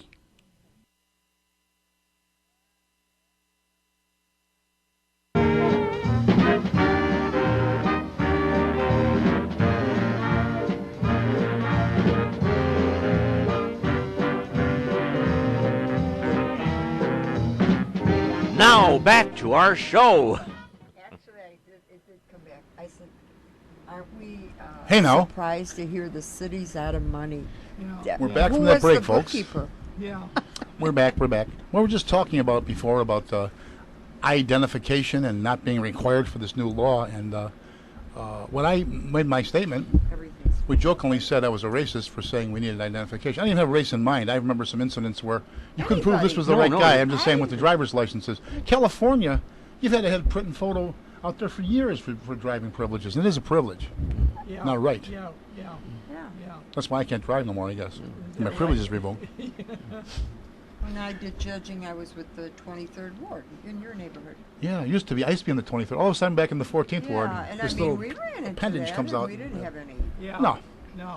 At Actually, all. I think the election judge has quite a bit of authority. If you they know. knew it, yeah. Right. Oh, yeah, they do. can, Right, you know, right. you know, Right, for yeah. As they should. incidents. Yeah. Somebody comes in, oh, I always voted here. Well, the Right. the precincts I like changed. that. They're in Right, charge. The precinct They're in charge, changes, yeah. And they, sure. in those days, Or you as call Election Central Yeah. and get some other in permission. those days, you always had a police officer assigned every Oh, year. You still do. I remember Do some. they? Oh, I Yeah, they thought still that, do. yeah. Other cities can't believe this. It's like, what do we got police for? Yeah, Yeah. yeah. Lady told me that was to so they could sure they could cheat. Yeah. Well, you know, I was like, how? I don't know. But anyway, I remember, No. speaking of polling places, I had my own polling place one time at the Marquette School. It's at Is it- 65th in Richmond. Just for you? Just Yeah. you Just were for the, me. you were the By only myself, registered yeah. voter No, at that I'm the poll. only one. It's open at But your anyway, I convenience, was right. assigned to it. Had 2 precincts in there. And one of the neighbors, well, I didn't know her. And she walks in, she had Daily Burn and Verdoliak buttons. None of them were running, but you can't display anything and you can't walk within go. 100 feet. So she's talking to the one judge, and I was sitting there. Hey, ma'am, you got to take those off. She does this to me, looks me up and down, looks It's- back, just ignores it's me. half You know, you. Well, Yeah. it makes me a little bit. It gets the Irish up in me a little. So I put my hat on and made it official. And she walks out and calls the station and beefs on me. And of course, I said, "Thank you, Mr. Judge. You're sitting there watching this. Could you call her on this?" Yeah. Yeah. You know, but I was the bad guy. No. Yeah. And Oh, it yeah. sounds Yeah, like you're not such allowed to small electioneer things, but or it wear isn't. any buttons no, or no anything. advertisement In the of polling any That's place. what kind. nobody. Yeah, whatever. The sergeant came out. You know, you're wrong. It's only political. I said nobody Oh, can no. display anything when they come in here. Right. Yeah. He Wasn't didn't it know. always a problem in most of Chicago? You could not really find many, if any, Republican election judges. So you'd have Yeah. people. Well, today I feel like I'm a Republican. This whole leniency Right. there. But Yeah. what's the Take turns. alternative? You wonder. Right. You know. Conservative, anyway. Well, Well, yeah, Richard, it was- Richard J. Daley was first elected to office as a He Republican. was. That's Yeah. right. For the That's state right. leg, because there were That's no right. vacancies on the Democratic. just That was in switched. the old multi-member system. He ran as a Republican, and then when he got to Springfield, he immediately declared himself to be a Didn't Democrat. he run for sheriff that way too, or something? No, just for the state. It was for the Illinois General Assembly, the House of Opportunism, Representatives. yeah. He didn't make sheriff, huh? No, he did. A guy by the name of Walsh beat him in. Was it? Yeah. I saw No. a picture of him with those guns and the quick draw stuff. I don't think so. You know what I'm reading now is remember the well, I guess he's a felon really. He was in jail for many years. They call him Terrible Tommy. Oh, What was his name? O'Connor? O'Connor. Not him. no. He's Eh, dead, He was supposed Yeah. to be hanged Coming in and, 1924. and running Well, for he's- office? No, Or no, is oh, that no, the guy? no, no. Oh, he was okay. he There's was a he felon was that arrested for Our served America time First now, and he's Day. out, and Yes. he's got. well, no, Sam, this yeah. guy. I Oh, think this he's guy still around, has that been guy. Our dead for mayor some actually time. gave him a dead. position. Oh, he died a I long can't think of his name. Oh. Just came out of jail. That's the thing that gets me. How come people, I don't you get know, it. certain people, you know, I work for the Department of Transportation. Now I'm working for the state of Illinois, and Yeah. if that goes, I'm. Oh, but I'll not be in as the a park not as with a foot soldier. They always got some. Oh yeah, yeah. Supervisory I'm in, capacity. You know, yeah. Well, I was working for the city of Chicago. It was a guy by the name of Rice. He was fired from the village or country city of Milwaukee. He was, I guess, water commissioner or something like that. Great Gilbert He got City. to be water commissioner in Chicago. How the hell, you know, they took It's a the fire. same water. I mean, Yeah, I you know, know. it's, No, actually, it's cleaner, but that's beside the point. our water's cleaner because of you. No, intake is even cleaner because they, the river flows right out near the intake. That's another story about that Yeah. one. But anyways, Yeah, I He think I never really- remember him. yeah, he never really did anything, and then all of a sudden he got fired for some Yeah. corruption. So that was the end of, and then he went to jail, and I guess they had a job waiting for him when he got out. Yeah, right. Yeah. Our precinct captains active in any area or Not as neighborhood? much And as not they- like the old days, of course. No, Exchanging favors for votes. people- well, first of all, they used to get favors from the committeeman, but now the committeeman doesn't have the power Right. unless you have the name happen to be Burke or what's the other guy? Not Madigan, but Madigan helps. yeah. Richard Mell until he retired. Mel, he retired. Okay. There's a couple other. Didn't have any Lipinski? captains. You know who gets a lot of play is that Fioretti in the second Yeah. ward. Yeah. But you know he's done some good things. He's the guy that got the trash cleanup. You know his ward was like L-shaped. You know, and he's over like south of Chinatown, and his trucks are over at 1800 Madison or something. And they got he said, well, this is crazy, so I think they straightened. I don't know if they did or not, Well, but Yeah, it was sort of funny though. The first ward used to be downtown all the time. It was so Yeah. corrupt. They moved it out a little northwest, and that's now the 43rd ward downtown. it's a 42nd ward. 43rd ward was up by DePaul When I was at DePaul University, that was the 43rd ward. Yeah. Okay, And they, I they grew up at- interchanged the two ward numbers, so now first ward is clean and the other ward. Don't say it's I clean. think My the son-in-law 42nd ward was George Dunn. In the Right. I think Dunn's ward was the 42nd. Exactly. Yeah, Yeah. he's dead. Yeah, that was Rush Street. Wasn't Yeah. Patty Yes. Bowler 43rd Ward? another- Bowler was 43. Yeah, always described as the last of the saloon keeper aldermen. Yeah. Well, Oh, what's that another song? another That great one's Mayor Daley quote. The What? Mayor Daley talking about patronage. There was somebody that he hired, and I forget who. Obviously, it wasn't good, but they said to him. They questioned him, and he said, "Yeah, I know him, and I knew his father before him. Who am I supposed to hire? Strangers?"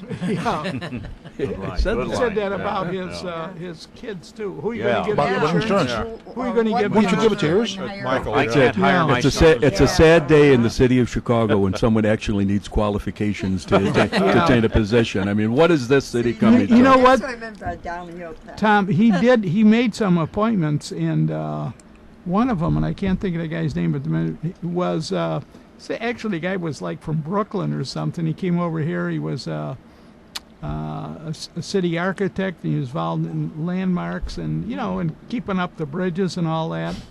And he was sort of a senior guy, and they needed someone to run streets and sanitation, which is a big job, And so we called him into his office, and he, said, "Tell me about yourself."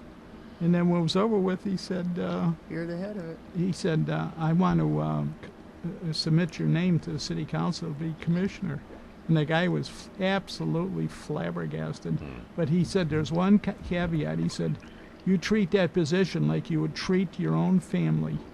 Don't, Well, talking about commissioners, getting back to Jane Byrne, the Streets and Sand Commissioner under Jane was a guy, old country Irish, by the name of Halpin, that was Yeah, he John supported Halpin. her. Yeah. I remember I was working Lakeshore Drive one night, and they expected snow. And they expected a lot of snow. They were forecasting like 16 inches. And they had all the trucks out because Jane Byrne naturally snow yeah. Snow and Jane. So anyway, Yeah. they were all out. So Halpin just happened to be sitting in a city car on Lakeshore Drive, right off of Lakeshore Drive, and he wanted to, because he was out, he was going to command the snow removal. Well, we didn't get one flake of snow, nothing. We got zero, not even a light dusting, and all the equipment was out. And so, and I sort of knew Halpin. I mean, I had seen him. I met him You too. could recognize him anyway. right. Yeah. So I pull up next to him, and I go, "Hey, Commissioner, where's all the snow?" And he goes, I'll admit one word from what he said. Go to Colorado if you want snow." Yeah, is that what you want, snow? I'll give you all the Hey, stone. Tom, he's from the same county as Joe Clare. Oh, really? Yeah, in Ireland. Yeah, Forecasting's gotten a Joe little Mescal. better. A little better. I'll tell you another story. I was in charge of communication for the water department over at South Plant, and called a repair guy in, an older retired guy. And he says, "This place isn't logical." And I said, "Well, logic stops at the 5th floor." Yeah. He says, But you only have- "You shouldn't say that. I'm a cousin of Daley." I said, "Well, tell him I insulted him." He said, "Well, you got to stand in line." Oh, and that's another thing in the fire department because you have these long traditional families. John the Hughes family. Not, you know, Generations there was back. one who was a captain. He had 4 sons or 5 sons. They all became chiefs, and they all, you know, intermarried. One of them was drill master for a while, Harry George. So if you make a comment, you say, you know, it's goddamn Hughes. They know, you know, don't say that. He's married to one of them. His wife's a Hughes, and they were all workers, though. Yeah. They were all workers, Yeah. you know. But Those families, they knew it. I remember there was a captain in the 8th District. Somebody got into an argument with him of a lower rank. And I never forget this comment because he said, yeah, Captain, well, you better watch yourself because he said, let me tell you something. I'm a captain and my brother's a captain. And the only reason that there are only 2 captains in my family is my mother only had 2 sons. So if you think you're getting me in trouble, you are sadly mistaken. yeah. But the, Yeah. I had a boss at the South Plant again. He graduated from Notre Dame with honors. And the story was that there was a bet that they made me. He said, I bet you can't find one piece of paper in the plant that has his signature on it. I said, you signed more papers than he ever did in his whole career. Yeah. He came up through the ranks as a politician, you know. Yeah. Yeah. I'm Well, shocked. that was, yeah, I'm shocked. Well, Well, you know, Those- I think we mentioned it before about the Trump sign, and our mayor is upset that you said it's tacky. If I was Trump, I'd say, I'll remove my sign when you remove your name from every document that is printed in the city of Chicago to put your name on it for Yeah. no reason whatsoever. What about Yeah. these signs that Or say, the billboard, welcome to yeah. Chicago, so-and-so mayor? Yeah.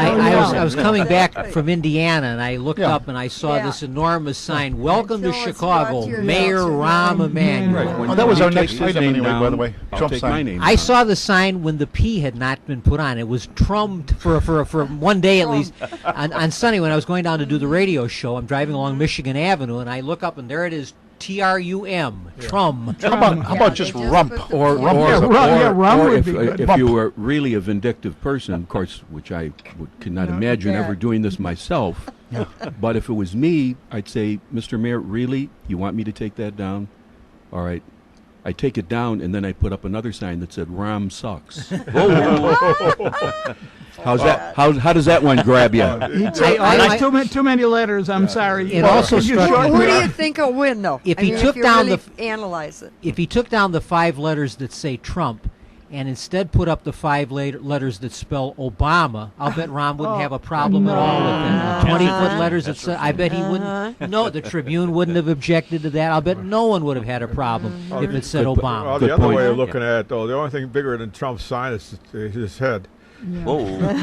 Or his ego? There's a good letter in ego. this morning Sun Times that What what if it Trump says should do is Trump? add an exclamation point to his name. That would really get people There you go. interested. Yeah. Or someone said rump. What about just rump?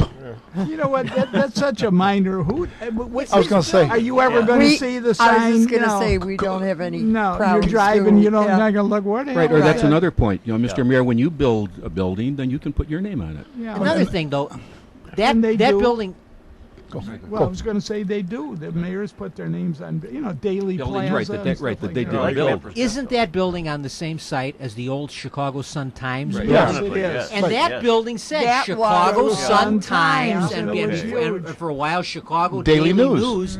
Yeah. It had the name of the business, and I don't Yeah. remember that anybody objected to that. No.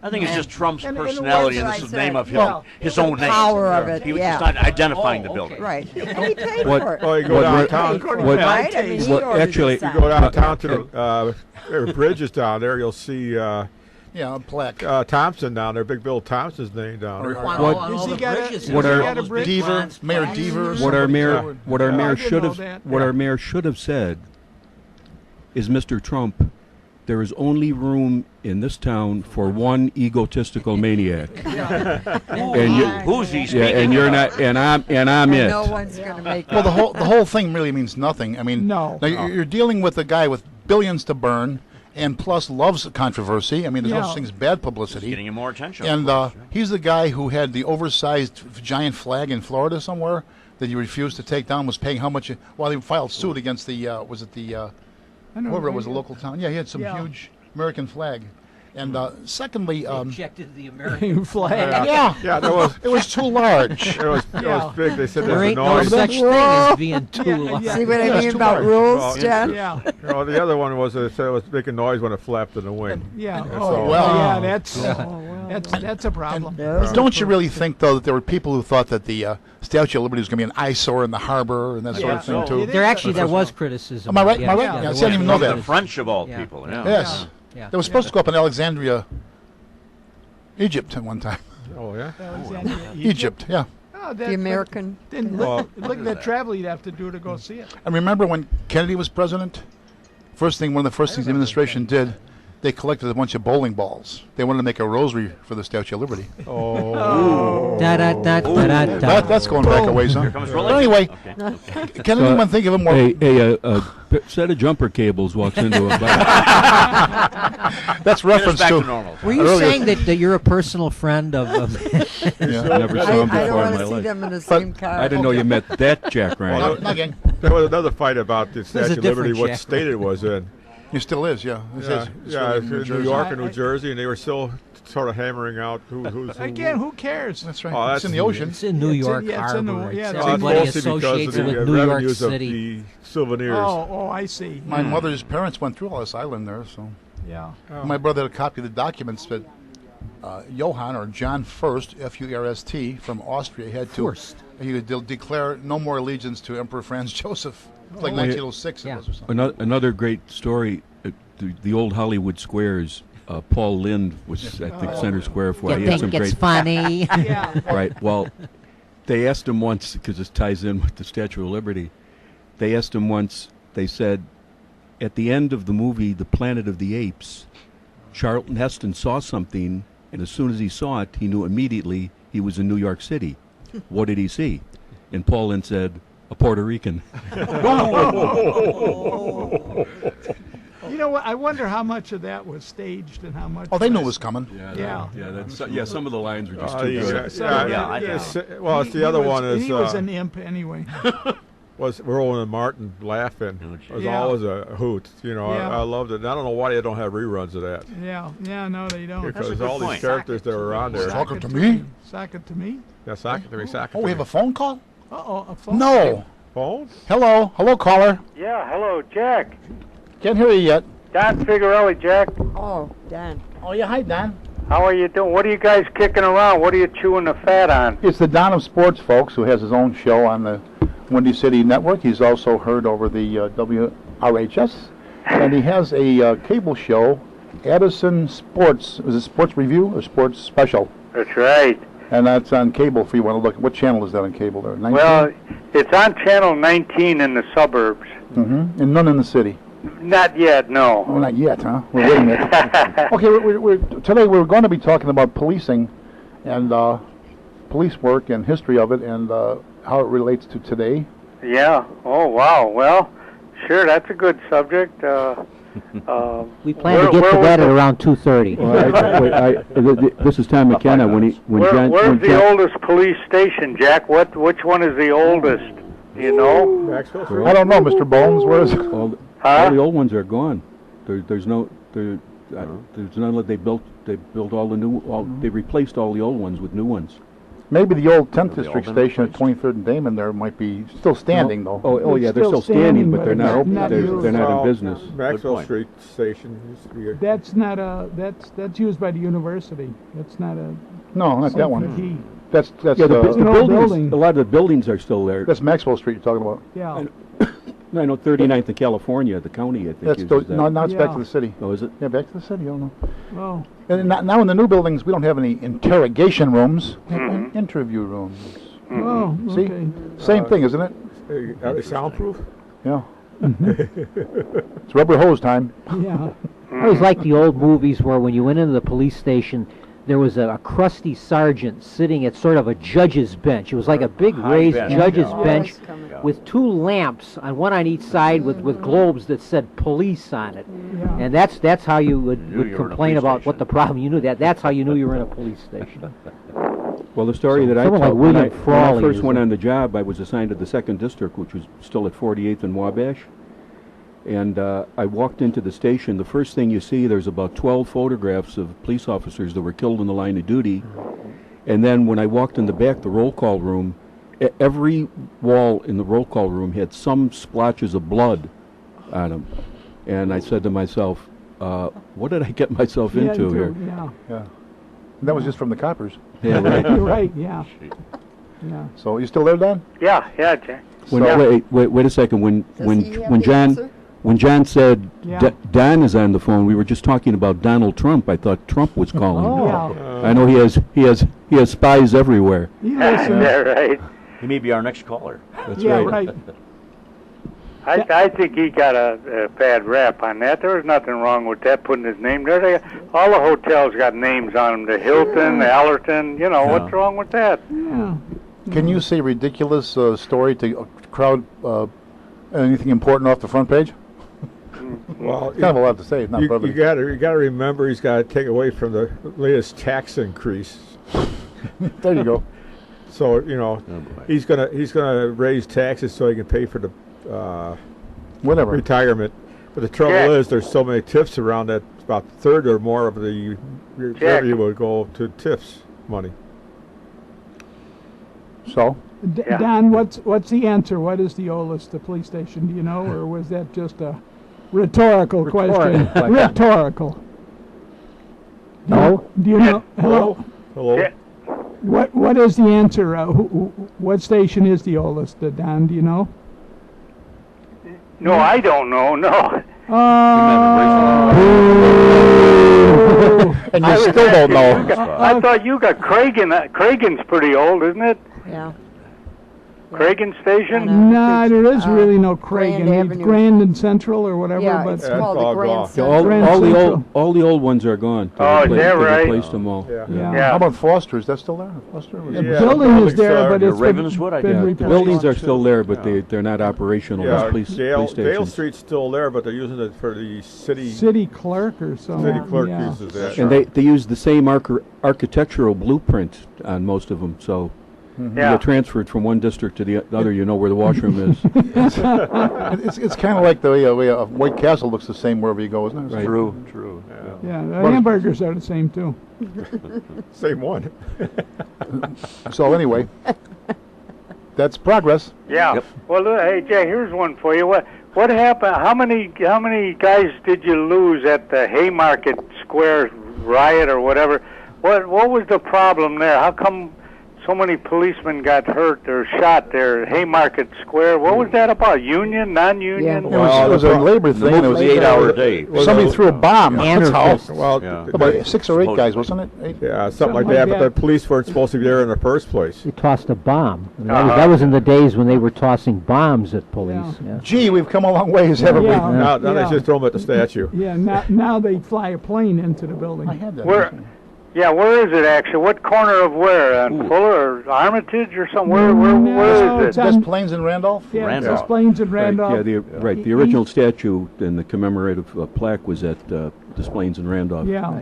That statue is now in the courtyard of the Chicago Police Police Academy. Academy. Yeah, but on where Don, where it happened, actually, there is a sculpture there, and there's a makeshift wagon, and there's somebody speaking on there, and it's on Des Plaines, north of Randolph, on the east side of the street. Oh, okay, but there is something there that There commemorates is, something. yeah, but the statue is the police officer statue is not there. I command peace. I command Command peace. peace. That was what was Yeah. inscribed on it. Yeah. I Still command peace. Sergeant Ward. It was blown up twice off the pedestal. Right. I know. The second Wow. time, then they decided to move it to the police. The academy. first time probably by the weathermen. Yeah. Second time by cops because it was getting to be budget time. All right, fellas. Well, thanks for you the got call. you got a good subject there. Keep it up, and There is a book out on the Haymarket riot that I There is a found. number of them, yeah. But I really. Found, yeah, I found one at the Printers Row Book Fest. Yeah. I got the cliff notes of that. Yeah. You got yeah. Cliff Fuller Yeah. and everything. Well, hey, Jack, show it to me someday, okay? Sure. All right. Okay, Jack, Sunday? you guys have a good show now. You take care. All right. Okay. Thank Bye, you. Don. Bye-bye now. Bye. Okay, that was Don Figarelli, one of our own people, one of the original guys back from WJJG. Anyway, and folks don't know, we're almost to break time. WJJG is the reason we're all here today. That was Joe Gentile's station, 1350, was it? 1390? 1530. 1530, that's right. Joseph J. Gentile, JJG. This station, the programs you were talked, that was like the town meeting hall of the world, or Chicago area anyway. Yeah. You talked about what you wanted to talk about. Cop Talk was everybody's. That's a 2-hour show on Saturday morning. That was an interesting show. I Yeah, always. listened to it all Well, the you time. called, and so did Bill would call her a lot when they had events going on or whatever. Well, and get in- Chicago's hometown network. Yeah, and you, John Kashelko. I was on WJJG thanks to our station director here, John DeVita. I was doing a morning show, and I With- also had an afternoon show once a week. You had it with the morning show with who? I was just John and I. Oh, what about who was with the afternoon show? I alternated with Judy Bart Topinka. It was originally her show, and then she brought me on as an alternating host. Were you comic relief or what? No, we weren't co-hosts in the sense that we didn't do the show together, but I we didn't know would that. alternate weeks. She would do it one week, and I would do it. Yeah, the next. Judy Barr is a real character. I met her a couple times. Remember, Right, the picture was Mr. Hanania. I forget his first Yeah. name. Ray. He was Ray. one of them. Ray Hanania, Ray. of course. Still a spokesman for Cicero. You know, I was in Springfield, Show too. Yeah. Springfield for the Illinois Police Officers Memorial. I was playing with the Chicago Police Pipe Band, and Judy was there, and she was one of the speakers. And of all of the speeches that I've heard throughout my years as a police officer and attending these memorials, Judy's speech that she gave, speaking to the survivors of the police families, was probably the best that I've ever heard. And she speaks. You know, I know we're down on politicians here, and probably a little bit more than we should be. But speaking about politicians and good ones, She's so sincere. she is. Yeah, she speaks from the Right, heart. she yeah. speaks from the Yeah, heart. Yeah. Yeah. It's She Jen, seemed to it's- carry on the tradition of Mayor Byrne in a sense, a activist woman. Yeah. Probably. Yeah, She, and she was defeated. We'll by be Blagojevich. right I back think she only lost after one these election. messages of interest and importance. She lost to Blagojevich.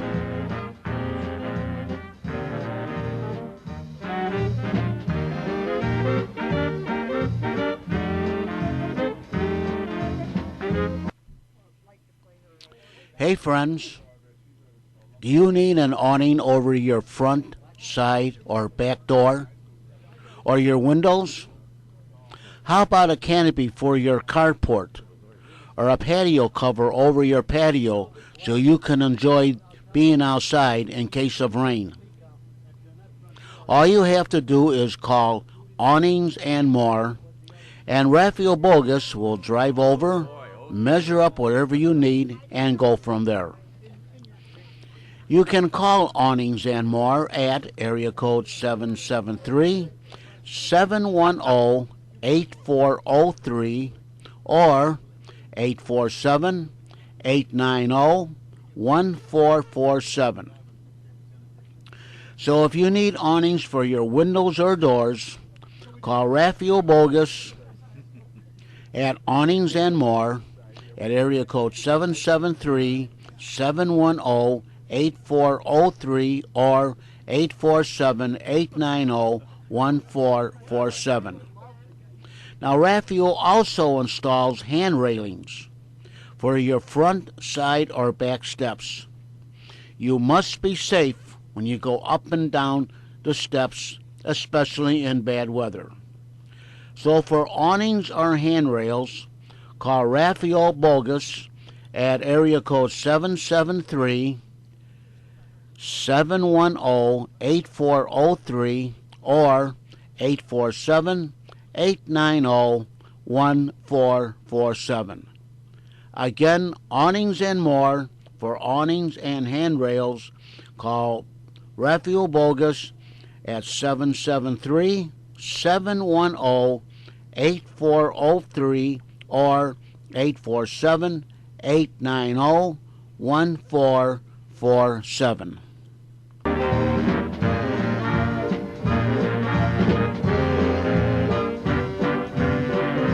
Once again, we return to our panel. Hello, gang. We're finally going to get to our topic of the day. It looks like we're leading into it. And to get there, Let's get into the topic. something still contemporary. It's in page 8 of today's This is what I put in the. I got this because we have a parakeet at home. I got to put something in the bottom of the cage. So I pick up the Sun Times. I think it's page. I don't know. I found it here before. You actually could read. Was that the one on? This is Sunday. No, it's not there. Oh, let's it's see. today. Here it is. Page 8, I think. I don't mean an 8-pager either. It's a page 8 or page 7 or page 9. There it is. Quinn signs bill banning ticket quotas for cops. Yeah, I read that. Yeah. Okay, now interesting. They were supposed to, according to break this article down by Mitch Dudek, this Jay Hoffman, the state rep, got this. You're not supposed to have arbitrary quotas. You're not supposed to demand whatever it is. Policeman should have the discretion whether or not to write a ticket. Well, he actually does, depending on the circumstance. No. Tom, I think you or I might know a little bit about this, and you're the expert. You were in the traffic division. I used to teach this in the police selective traffic law enforcement, and in the academy, right? Right. This is a classic example of certain things. They get into the culture, and they're so embedded into the culture that no matter what anyone says, they're not going to believe you. It's a classic. Don't confuse me with the facts.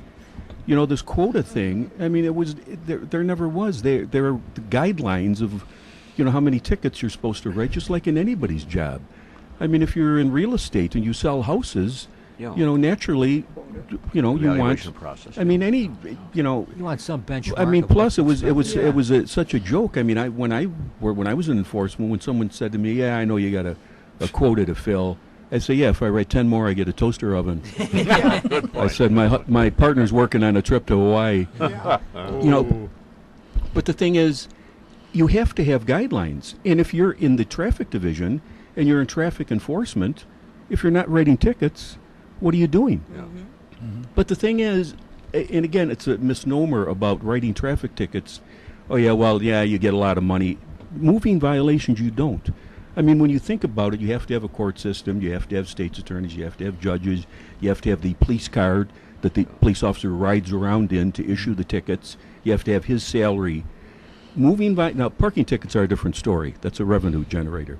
And in I understand certain smaller jurisdictions that maybe they do, they're speed traps in small towns around the country. I understand all that. But in a major city, moving violations are not revenue generating. Moving violations are strictly to prevent traffic accidents. That's why this whole red light camera and speeding camera is a joke.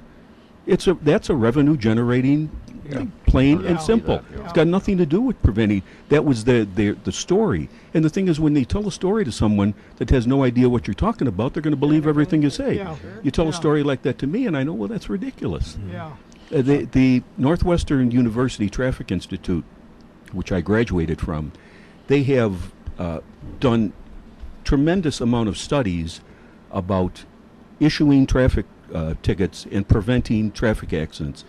It's an index, and they will be more than happy to tell you how many tickets written prevent what amount of accidents. But here's the thing. They have to be written at the location of the accident or close proximity, and they have to be written for the violation that is causing the accidents.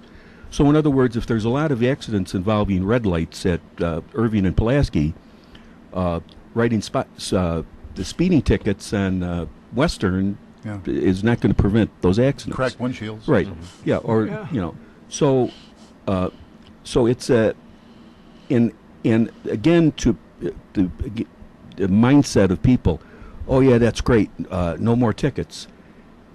Do you really want to be driving down the street when someone, not yourself, but someone else who is goofy enough to begin with, now has in his hey, these cops aren't going to be writing us any tickets. Watch me go now. Yeah. You look at the insurance rate. Next time you write if you live in the city of Chicago or vicinity, next time you write your check for your auto insurance, and then do a little research. Do a little research about what insurance rates are around the country. You will be shocked as to what, and the reason is accidents and traffic enforcement. So getting back to this, that is a absolute political move.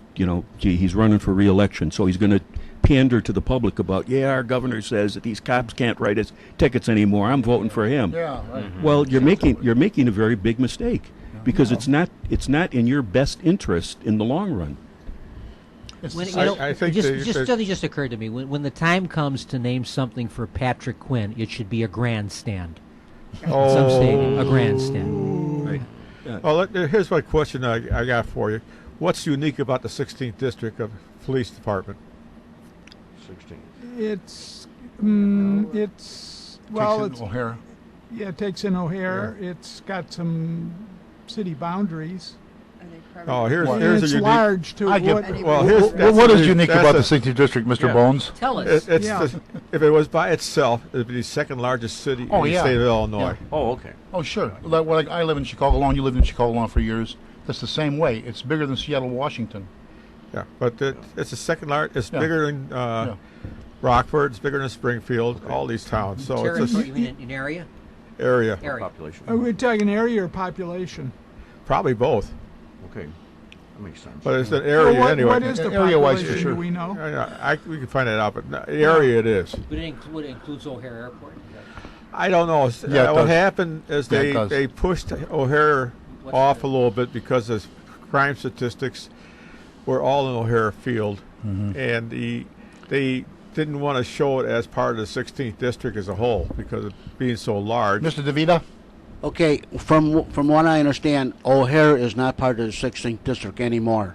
O'Hare has got their own district Yeah, out it's there now. Department of Aviation. Yeah. I see. But because- now, No, Tom, not Auto the- theft, Aviation big, police. right? The Air Police. Tom, listening to the news yesterday when I was coming back from Wisconsin, they were talking about this in depth about this what Quinn had signed.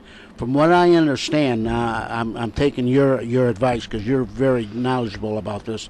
From what I understand, is what he is stopping is that these police officers, in other words, the chief would come up and say, "Okay, you got to write 17 tickets today in order to be on the good side of me." This is what I understand that he's trying that he stopped.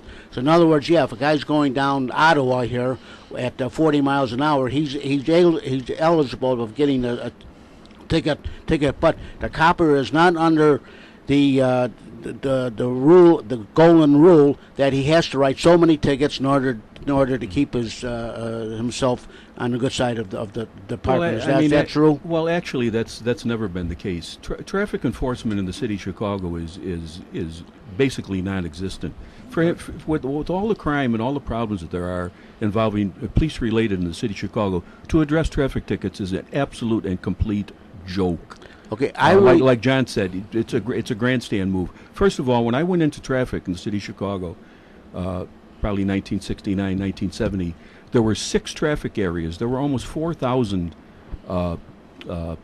traffic men in the city of Chicago issuing traffic tickets, investigating accidents. In enforcement now, there were thousands. Thousands. Guess how many there are today? Take a guess. Everybody just shouted Under out. 100. Everybody shouted out. There were thousands. How many now are there now? 0? 20. 20. Wow. 20. Yeah, 20. Less than 100. but So what? to address, and in the district, nobody writes tickets. Nobody writes tickets anymore because they're on calls. What they did is they assigned a traffic car. You know, if there were enough men available, Enforcement, yeah. they would assign a traffic enforcement car to each district, and that was his job. And naturally, if it's your job to write tickets and you don't write any tickets, well, what are you doing? Yeah. And that was a good job because it was usually straight days, weekends off.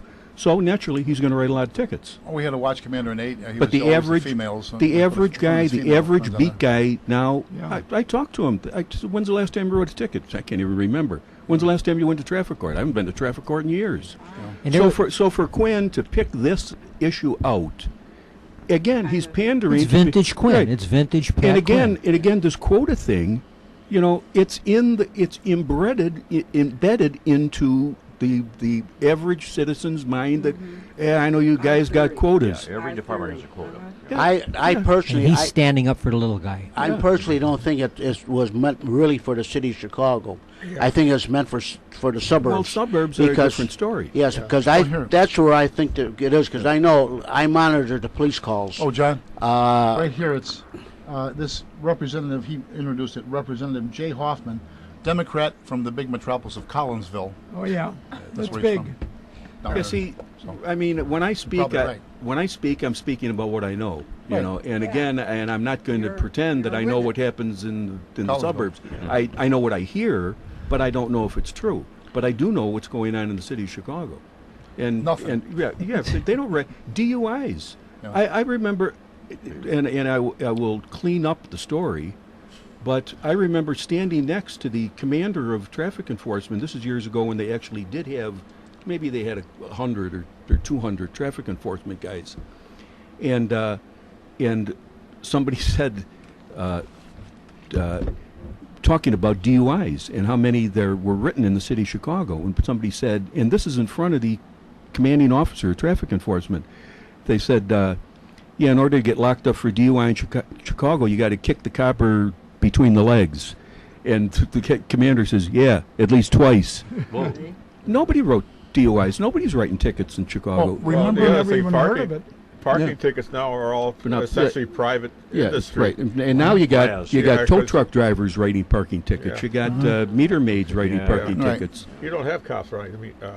Very few. And you know? this patronage outfit that the Daily hired for the or rented out the parking meters to, another one that writes tickets. Okay, interesting I got a point. follow-up. You just brought up an interesting point. For years and years, it's taken us how long to get down to the point where Illinois is finally going to come with a concealed carry law, correct? Where Al or Jeanette, you can carry one in your purse. You too, Al, carry one in your purse. I have a purse, so don't worry about it. Yeah. And anyone here can get one. Now, that took years. Before last Christmas, I get a notice from, because I have the disabled permit, because of my arthritis and my legs and whatever. Great legs, but they don't work as well as they look. Oh, okay. It's good. Who? You know. Great legs. Who's looking? Anyway, anywho, cares? this is from Secretary of State's office. And now the old Illinois law is amended. It used to be if you had one of those disabled permits, you were you don't have to feed the meters, or you just park on the meter. Now that's changed. Gee, I wonder why that would be. Can anyone figure this one out? No. Yeah, Now Daly's this is like friends weren't instantly making any through. money. You don't hear anything about it. Daly's friends were not making any. There are certain tags you can use at a parking meter free, but these Where? are reserved for people that can't get to the pay box. So you got to be Not according to almost this. incapacitated. I Not know according it's sick because I got I know. the same I thing. read it, but that's Yeah. and I have the both sets. you have of that too? tags, Yeah. Yeah, I don't right. understand it. Well, Yeah. the other thing going back on Quinn, he's the one on personal injury lawyers. They used to get a third of the fees. He enacted a law now to get half of the fees. Oh. So now, if you go to court, Oh, he's going to get some. Yeah. if you go to court, you have to sue for a lot of money in order to make any money at all by the time the lawyer gets through with his fees. Yeah. Yeah. Not to So- mention his fives, foes, and fums. Yeah, fees, well, that too. fees and expenses. Yeah, I like talking to people and they say, Yeah. "Oh, my lawyer." Well, first of all, I have to laugh when someone says, they start talking about some type of civil suit that they have, and they say, "Well, my lawyer thinks I've got a great shot." Well, what do you think your lawyer's going to say? You don't have a snowball. You don't have a snowball's chance in hell, but I'm going to take a whole bunch of money from you. But again, they say, "Oh, my lawyer, he just hired an expert witness." You know, Yeah. Yeah, who do you They think's all have paying one. for that? Yeah. I said, by the time this case settles, you'll be owing him money. Yeah. Well, the other question is, if you're going to bankruptcy, who's paying the lawyer's fees? Well, If you're broke, Okay. Yeah. where's you going to get the money so you can pay?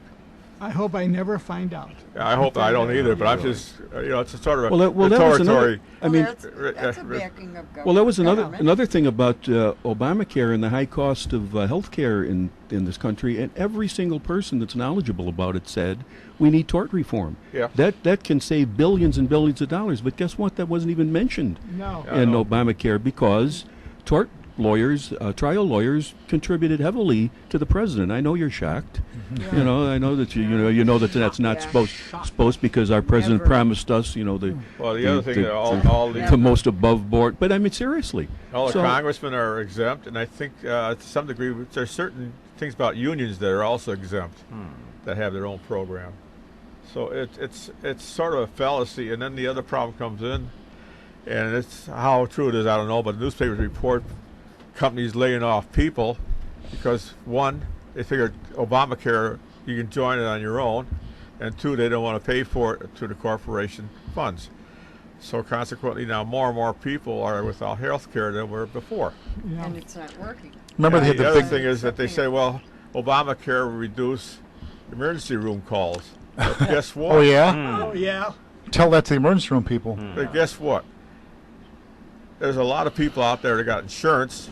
They wait until last minute, and they don't really have a doctor, so they go to the emergency So they room. get one. Well, of course, part of it is timing, too. You have Well, something yeah, happen well, at 2 in the morning or so. Yeah, you can call the paramedics, What- but Well, yeah, that- no, well, it- there was I understand there's certain circumstances, but there are a lot of people, I should say a lot, but a few people out there that are not, they'll wait until the last minute, even though they're sick and everything else, they'll They've wait been until, sick a while, Well, and but then they that go. was another thing about Obamacare, touting the fact, and his administration touting the fact of how many people they signed up. Oh, yeah. Anyone that knows anything at all, I mean, how naive can you be?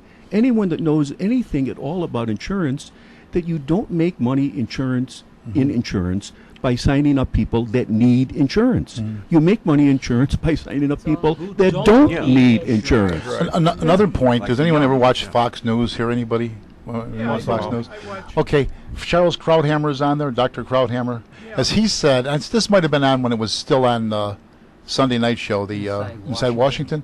He said what they said about signing everyone up, it's like all of us going out to Amazon.com and say we have this in our shopping cart. They're not paid for. It's just what we're going to look at. Yeah, and, That's and now exactly the and same now thing. they're saying that millions of people lied about what their income was. Yeah. No. And People would not tell the truth?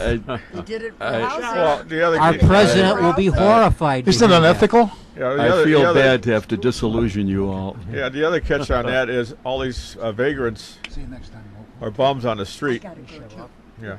Good seeing All these characters on the street, they're not covered by insurance. Now, who's going to pay for that?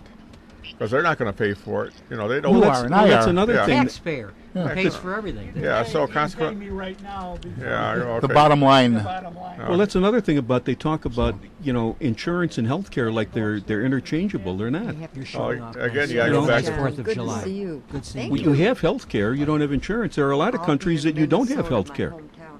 whether they have insurance or Just not. for So the they're not in interchangeable Well, terms. yeah, I went to Denmark, and it's a great, got great health insurance. A lot of things they said are free, Yeah. quote unquote. What's your income tax rate? 50%. Yeah, 50%. and that's in much of Europe. Yeah. Yeah, it's 50% taxes, and then your other taxes besides that. Most of Scandinavia was worse than that. They brought their taxes down a bit recently. Well, England was notorious years ago. Not anymore. No, they used to tax the upper class at 90%. They had a wealth tax in England. Yeah. They take 100% of your income plus some of your principal. And then everything disappeared. They weren't making any money. That was what brought Thatcher to power. But we have the highest corporate, business tax rates in the world right now. Yeah, they're We're all no over, longer a low tax nation, they're all overseas now too. which is driving businesses out of the United Well, I States. heard that the big thing about manufacturing here is not the wages, but the taxes. You can bring Do you think that's true, John? Or? I mean, here in the United Yeah. States, of course. I've heard this one. Well, the other thing was Love you. Have a Take great care. break. what was Happy sort of Independence stupid Day. Thank you. Thank you.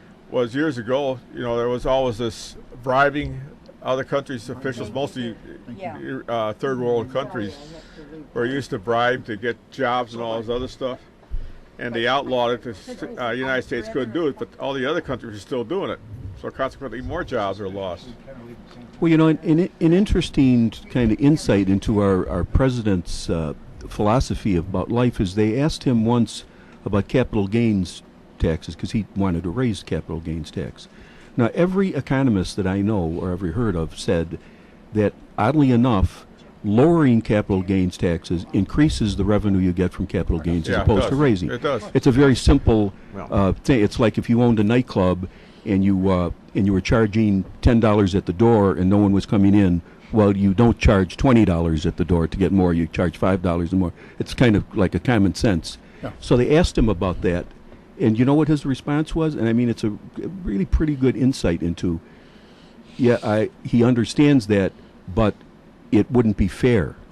Right. It wouldn't be fair. Yeah. See, and a lot of the things that he says is Who like determines what's fair? right. What is fair? Yeah, and things that he says, like if someone is lucky enough to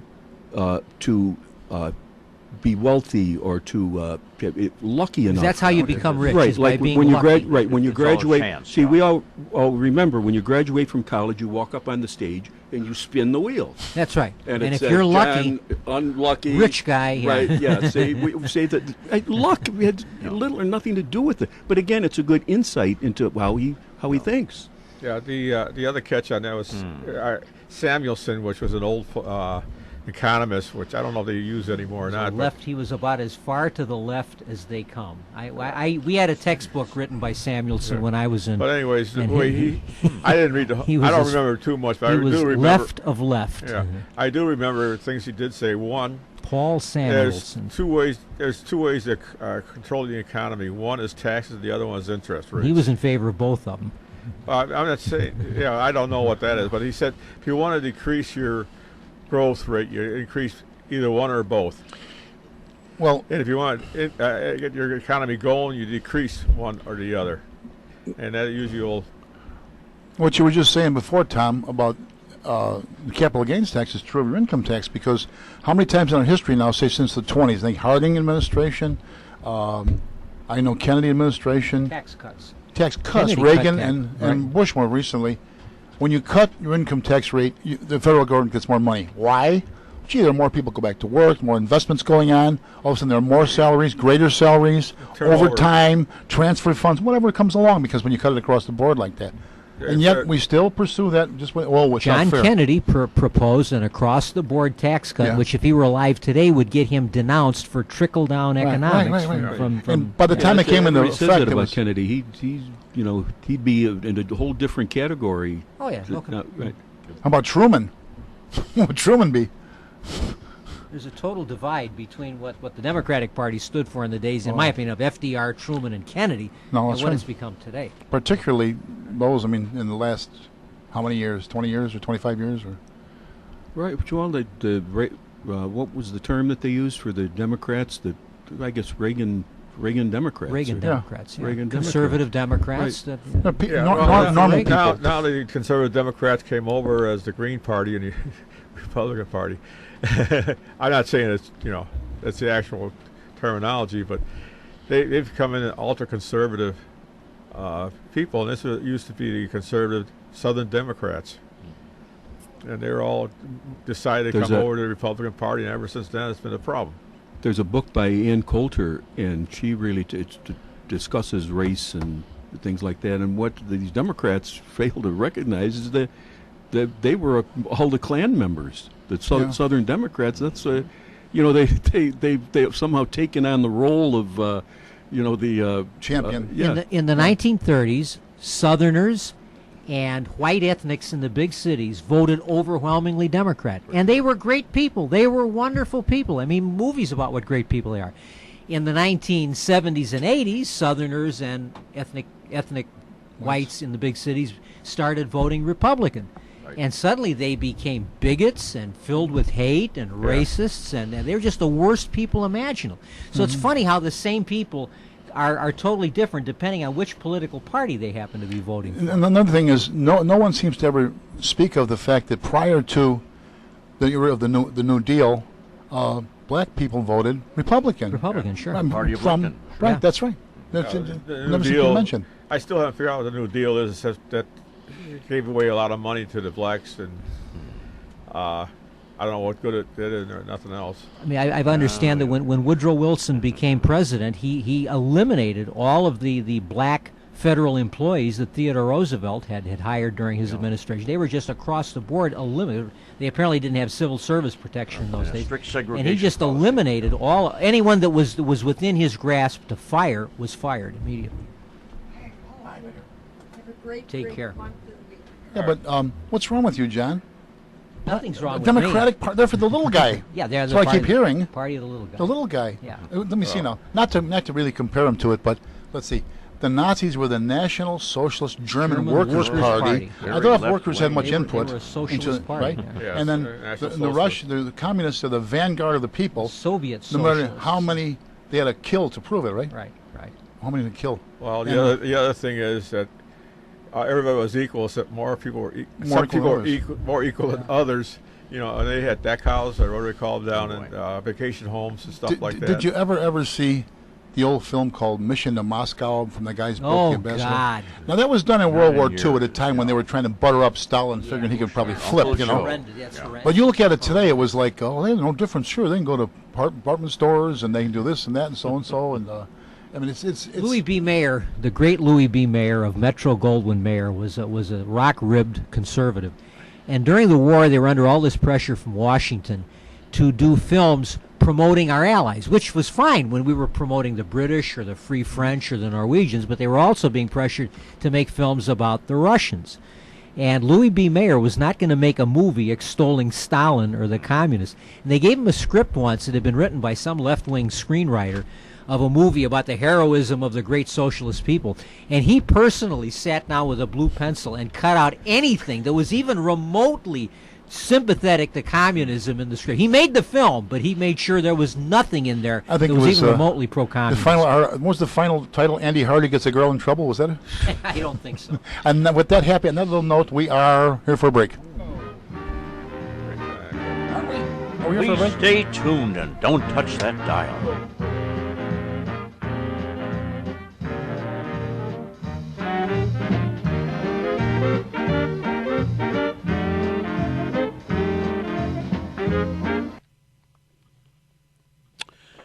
How are the tires on your vehicle? Do you need motor oil? Or transmission fluid? Or power steering fluid? How about antifreeze? What about the wiper blades? Are they in good, sharp condition? Is the washer fluid in your tank full? How good is your battery? Do you need to replace light bulbs? Well, the place to pick up all these items is at Berkeley Auto Supply, 5237 St. Charles Road in Berkeley, Illinois. Stop in and see Tom, and he will get any part or supply you might need for your vehicle. He has every tool, part, or supply you might need, from the front bumper to the rear bumper, from the top of the roof to the bottom of the chassis. You can call Tom at area code 708-544-8350. And they are located at 5237 St. Charles Road in Berkeley, Illinois. Tom's hours are Monday to Friday, 8 o'clock in the morning until 8 o'clock in the evening. On Saturdays, he's there from 8 o'clock in the morning until 6 o'clock in the evening. And he's even open on Sundays from 10 o'clock in the morning until 3 o'clock in the afternoon. That's Berkeley Auto Supply, 5237 St. Charles Road in Berkeley, Illinois. He is just east of Wolf Road and west of Mannheim Road, about 2 miles on the south side of the street. You can call 708-544-8350 for parts, tools, and supply.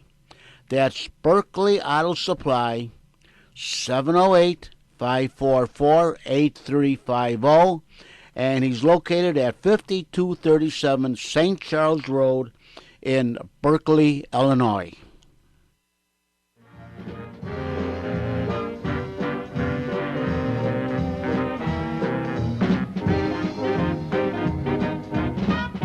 Now back to our show. For the next half hour, we're going to do signing radio. We're going to use hand signals in here, so you folks won't be able to participate, but will you hear what's going on? It's a new concept in broadcasting. Now we're finally getting down to some brass tacks history and background policing. Some of the main events that I could think of, and we could come maybe can add some to this or object.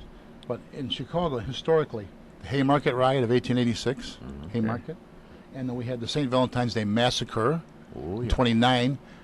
The reason we have a Starring crime lab... Jason Robards. The reason, the reason we had the crime lab was they wanted to prove this was or wasn't the police who did the killing. Did you know that? That's right. That was what the because they came in masquerading. We know the story, masquerading with a And paddy wagon, and that's why- an ethnic slur. That's why Tony Curtis and Jack Lemmon had to hop the train going south. Yeah, it's been done many times, isn't it? But that, by the way, that film, the St. Valentine's Day Massacre, it was a much better one than I remembered. I was thinking it was American International. It was Roger Corman production. It was done at 20th Century Fox, and it was very well done. It was very docudrama style. Remember with the The one with Jason Robards? Yeah. That's a great picture. If you yeah. can believe him It as is, Al yeah, it's Capone, but yeah, well, yeah, semi-documentary. they could have done it with modern day. They could have made it a little wider. You know, for that matter, De Niro played him too. Remember? Yeah. In the Untouchables movie, Robert De Niro did. Oh, the That's other right. one was Holy Cross, but the main cathedral downtown. Holy Name. Holy Name. yeah. Jaime Weiss got killed outside. Yeah, he's just. I guess a few years ago, I finally covered up the bullet holes that were all over the place. By the way, Jaime Weiss' real name was Earl Wojciechowski. O-G-I-C-H. Yeah, he was not Jewish. No. The Jaime yeah, thing, yeah. he wanted to sound German. Jaime Weiss. More Dion than O'Banion. So then we have the 1937 Memorial Day Massacre, it's called, on May 30th, 37, out the Steelworks out south was Oh, that's- another Oh, yeah. riot thing. Republic You Steel. know, whatever. yeah. And finally, if we can all think back to the 1960, the Summerdale scandal, which brought O.W. Wilson to power here. Yeah, I was in grade school. Tom was in grade school, and we were- They didn't have a superintendent. The police department had a commissioner in those. Right, days. Commissioner O'Connor. Right. right. That brought O.W. O'Leary, wasn't Wilson it? to That fame. brought in Yeah. O.W. Yeah, he Wilson. left. Right. He left in disgrace, and what they did that wouldn't even made the newspaper. Now I think they took a couple of televisions or something from a burglar. The Babbling Burglar. Yeah, Wasn't right. that their term, the that Babbling even, Burglar? That even wouldn't have made the newspaper now with all the other stuff that's going on. That's a good point. And he left in disgrace. The Babbling Burglar. Yeah, actually, it was overall it was good for the police. As I understand it, talking to the veterans who were around, prior to then, you didn't have the equipment. You'd have to, detectives might have to use your own car to go somewhere. Which you actually gave guys a salary. You got the new communications center. Overdid it in some areas, I think. Don't you? I mean, Tom, what do you think? Well, they got Yeah. a great communications center at 16th District. I was a little bit of an activist, and I was one of the few that got invited to the formal grand opening of the facility there. It was quite interesting. We went up to the second floor where the cells are. There's no bars anymore. They're all not glass, like but they're the Lexan. old maximum security cells where nobody could reach through the bars. Their doors with windows in them. Yeah, but the only problem they have there, it was overlooked, I think, from my perspective anyway. They have no holding facilities for women.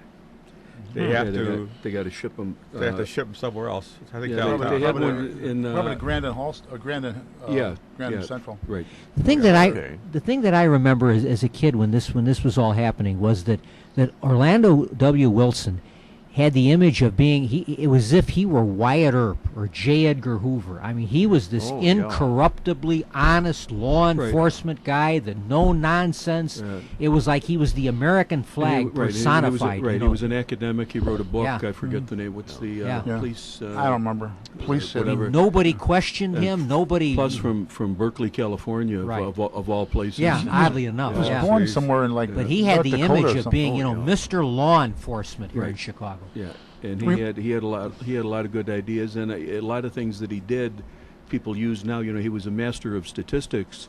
So when someone said,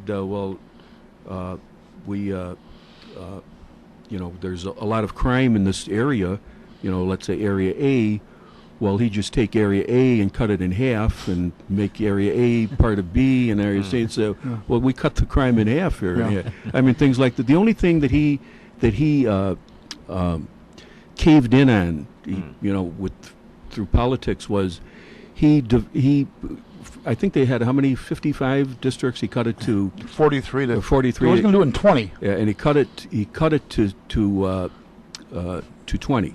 Yeah, but then they said. Right, and if you look in the original map, it starts out in the center and it goes District 1, 2, 3, 4, 5, 6, all the way up to 16 on the north side. And then 20. you get up to 20. And then you get the 21st district that's in the middle of the 1st and the 2nd district. Now, how did that happen? And that's what he caved in on. The University of Chicago, Hyde Park, China's, a bunch of people said... IIT. Yeah, IIT. They said, if you put us in this district, we will be in a high crime district. So the 21st district is IIT, Hyde Park, University of Chicago, Kenwood. Right. And that was the 21st. That was the only thing that he caved in on. They didn't want to have to go to 4802 South Wabash for their police stations, what it came down to. Yeah. So that's where people like us wound up working, and it was a high crime area. It was. They said there was 250,000 people. It was probably double that living in the area. I think there were a lot more than they said, and it was high crime. And they had the Tom, do you have the story of just before the Summerdale scandal, the merger of the Park District Police with the City Police? What brought that about? Do you have any? Well, the original park district. A lot of people don't know this, but in the city of Chicago, our park system is all connected by boulevards. That's why you have a boulevard. Yeah, the main park. And if you look at the main parks, not the play lots and the whatever. So, and they were patrolled by Park District Police. They had their own police department. They patrolled the boulevards and they patrolled the parks and the boulevards. And the boulevards. Right. It connected their own tickets. Connected the parks. And then when OW, I guess, they said this isn't. We can save a lot of money by combining them. What year? That was actually before OW. Yeah, it was before OW. Yeah. It came up with the Exchange of Services Act, John, of 1957 was it called. And it called for an exchange of, I've read it, and worded like this, exchange of employees, all those employed as police officers in municipalities of over 500,000, and there was only one at the time. It still is. They will transfer their employees to the city, and there were other provisions made, like they merged that, plus the park took over those playgrounds, the playground parks, like the ones across the street from me there. They took over managing them. The city took over taking care of the boulevards, a mistake, because I think the park district did a much better job. And a few other little, and I know it didn't happen until 59, and they told me, like old guys like Joe Abraham and a few others that I knew, guys were saying right to the, this will never happen, even though the law was already passed in 57, but the day it came. I always liked that, the over 500,000. Instead of saying the city of Chicago, I was on the State Accident Reconstruction Board, and the members of the board, and I always liked that it said one member will be from municipalities over 500. Instead of just saying one's from Chicago. Whenever you see that in state law, that's Chicago. Yeah, municipalities over 500,000. Is there any more? No, we're the only. Still? No, sure. Oh, definitely. There isn't even any municipality close to 500,000. Was there any significant difference between the uniforms? Would the average citizen have known the difference just by looking? Unless if you didn't want to actually read what was printed on the the park and the city. Yeah, did their uniforms look different? If you didn't know, they would look the same. That's what I thought. Think it was kind They of would a look the same. different blue, because Sergeant Ed Lord in the 2nd District, the old time, he had been a sergeant on the parks. He still wore his park reefer to winter inspection. I remember. Yeah, there was These uniforms were not as elaborate. Yeah, but it wasn't like one had green uniforms and one had. So the average person wouldn't have known whether it was a park district. The cars looked different too. Were painted a little. I think the parks were all black. The park also had horses for a while. Yeah. Well, so did the city. Well, even in Grant Park. And then they went to motorcycles. But to show you the connection again in the city that works, most of, if not all of the Park District police were patronage employees. That was my understanding. No. Again, I know I'm I know that's truly hard to believe. I am disillusioning everyone. You mean politics was And as a involved result in of that, almost all of the Park District guys that came on the police department made rank and went up and got big bosses. Big bosses, got in Rice good assignments. Well, I know that was just a coincidence. But became a field marshal. Yeah, right. At least up until the time of the Haymarket riots, all the police department changed every time you had a new mayor, because they were all patronage. Oh, sure, yeah. And that's one of the problems they had with the Haymarket riots, because the police there were sort of on their own. They were told not to show up, and they went there anyway because it's supposed to be a peaceful demonstration, and consequently it got to be a massacre. Both at the Haymarket itself and the 8 people they hung afterwards. So it started the night before out at the old McCormick Works. Where was that, by the McCormick? There was This is the lake. there was downtown was one of them. They had several Was around. that one? Was that the one became? I think near the mouth of the river. Was it? Yeah, Yeah. downtown there was one there. Some shootings there the night Well, that- before. You know, our concept of police uniforms, the ranks, the fact that police have captains, lieutenants, sergeants, all of that traces to the Civil War. Because Yeah, before the military. Civil War, most cities didn't have very large police departments. They might not have any police. They might have what were called watchmen. And the big cities, particularly in the East and the Midwest, began organizing real police forces in the aftermath of the Civil War, and they were hiring a lot of Civil War veterans. And it seemed logical to put them in uniforms very similar to what they had worn, and to give them military ranks. And even one thing I saw in Philadelphia was the brass in the 1880s, 1890s, the chiefs and deputy chiefs would wear swords as part of their uniform, the same way as a military Yeah, that officer would have been nice. wore a sword. Could you use it? Hard, Well, hard, the hard other fitting You have in to the register that placard, sword or what? The other thing that was always funny is you always saw the old westerns where the sheriff hung around with the madam in the whorehouse. Oh no. Yeah, they were That was notorious for that. And But that was illegal in those days. Anyway, it was legal well, in there most was places. whether it was legal or not, they still did it. Well, I mean, they I'll put it did. that way. 'Cause you look Most at- of those territories, even the territory of Hawaii at time of World War II, was legal. Prostitution was legal. Yeah.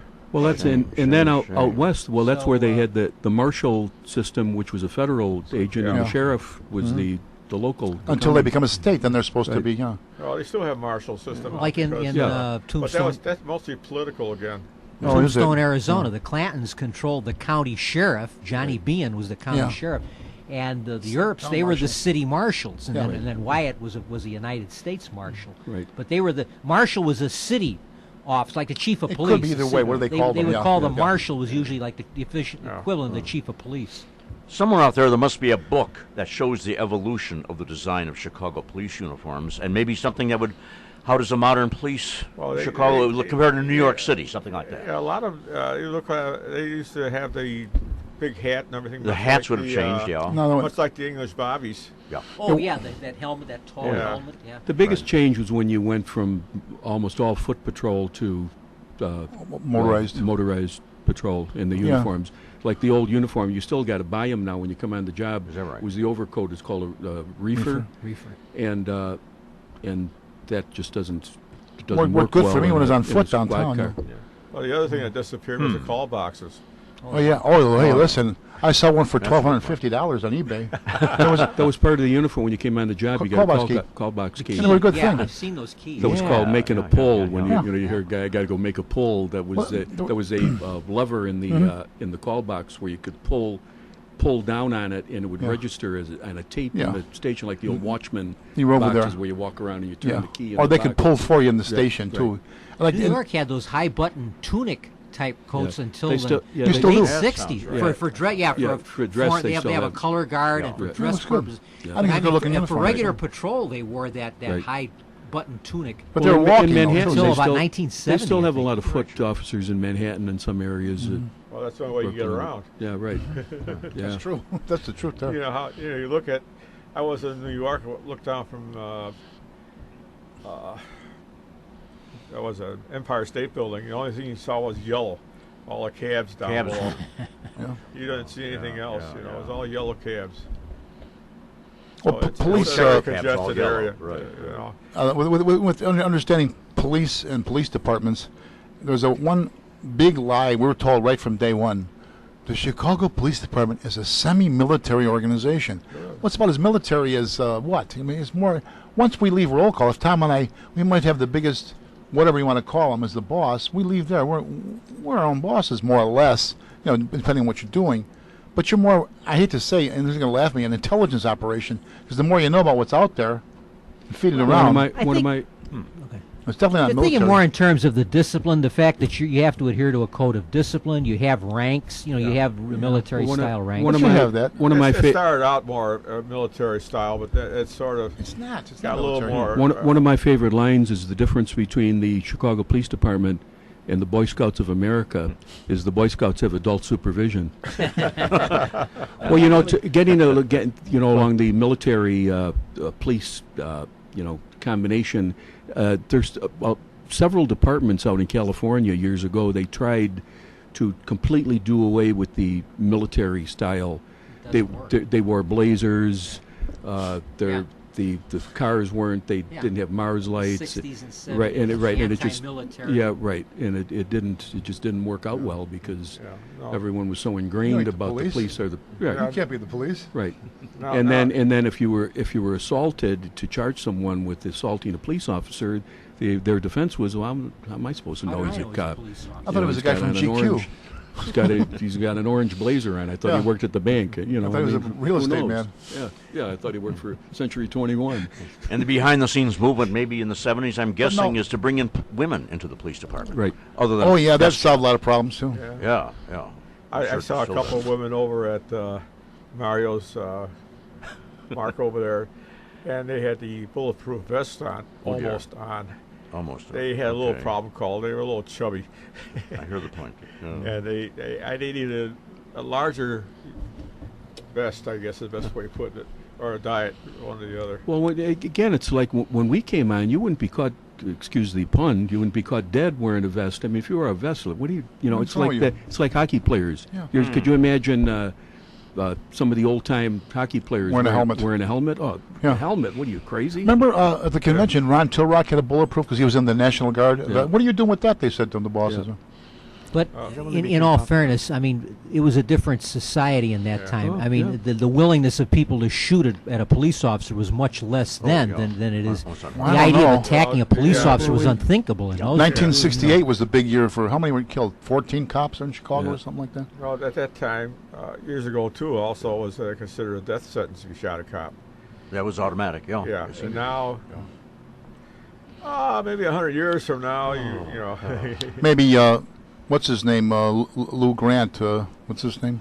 Ed Asner. Ed Asner would come on and defend you now. You know, Mumia or Yeah, something right. like that. Yeah, you shoot a police officer, you go to jail for about 20 years. The people forget about the Time original off for incident, good and then behavior. and then all the Hollywood types form a defense. Yeah. Then fund they for find you. they find the Lord and they're sorry for what they did or sorry for getting caught. Probably is what it comes down And to. they haven't committed any crime while they were in jail. I mean, they've had a completely clean Are you record. sure? Well, yeah, oh yeah, I've often heard that they've got Yeah, they've been model citizens while they're in jail. plus the fact is, Didn't if stick up anybody- any banks or gas stations. Anybody gets a problem with them, they have a little shiv there, and that's the end of the problem.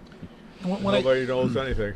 My remark before about not being military, firefighting is military style. You have a commanding officer on the scene, bring in this whatever piece of equipment, like another piece of artillery. He's coordinating an effort to fight something, Right, and contain. attack the fire. Yeah, You have but to. that's military style to me. That's not what we do. You have to have some kind of chain of command, Yeah, that's no matter where you're at. I was commissioner of the auxiliary police in Cicero for many years, and we used to stress the relationship of the police to the military.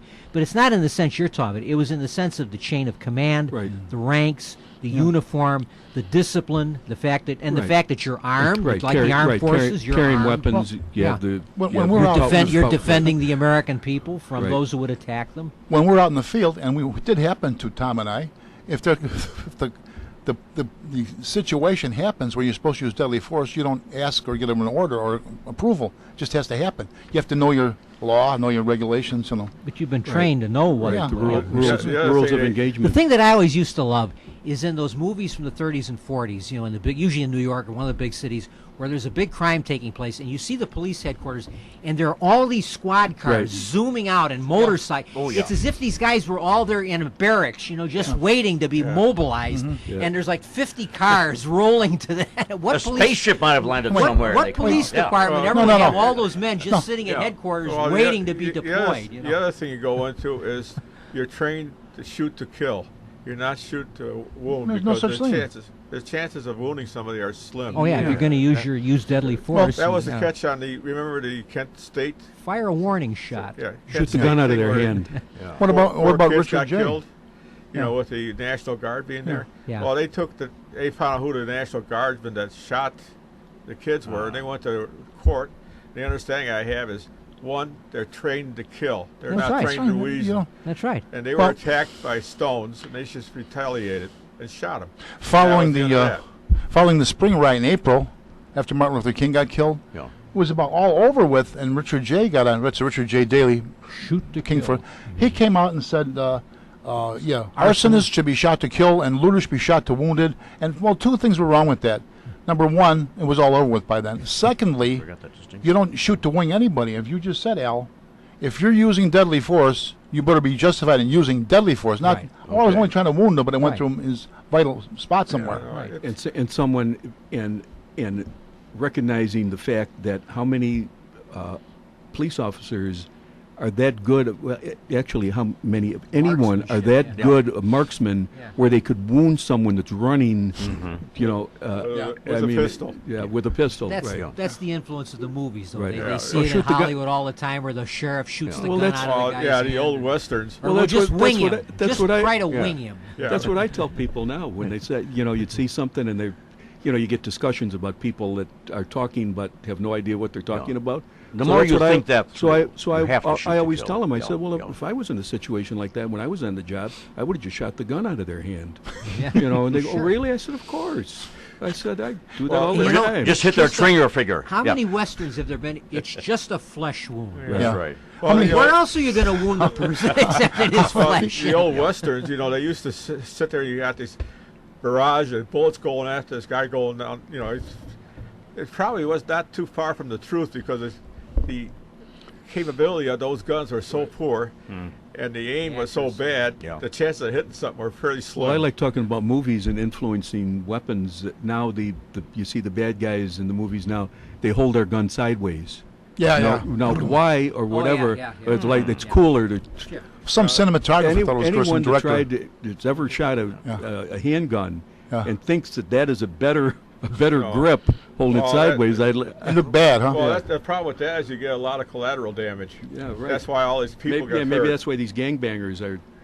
Hold your gun straight up. You hit Yeah. what you're shooting at. They Yeah, probably because got a better training That's why course. these people get killed because of the fact that they're shooting sideways and the gun Yeah. kicks, you know, they're Hit the shooting- wrong people. Yeah. Pat Masterson was actually noted for fanning. Whenever he got into a gunfight, he would fan the revolver, which turned it into sort of a small-scale machine gun because you're getting a number of bullets. well, off Sounds very later a quickly. sports raider. Yeah, What the was the chances of- rationale for holding a gun sideways in the first place? Some You just director spray- liked it in the movie Yeah, or something. yeah, It looked. Oh, Yeah, yeah. it Okay, looks you're like going to it. the movies. Yeah. The funny story goes with that. Years ago, the gangsters, for the most part, were, you know, mostly dirty and wore vests and, And you know, black pretty much hats. have a slob.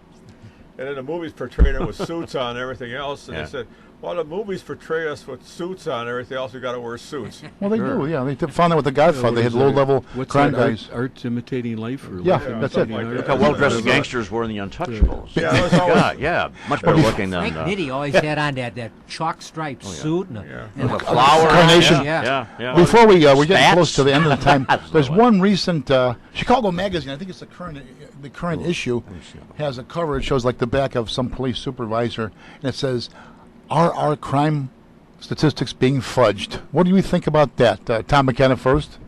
Is that anything new?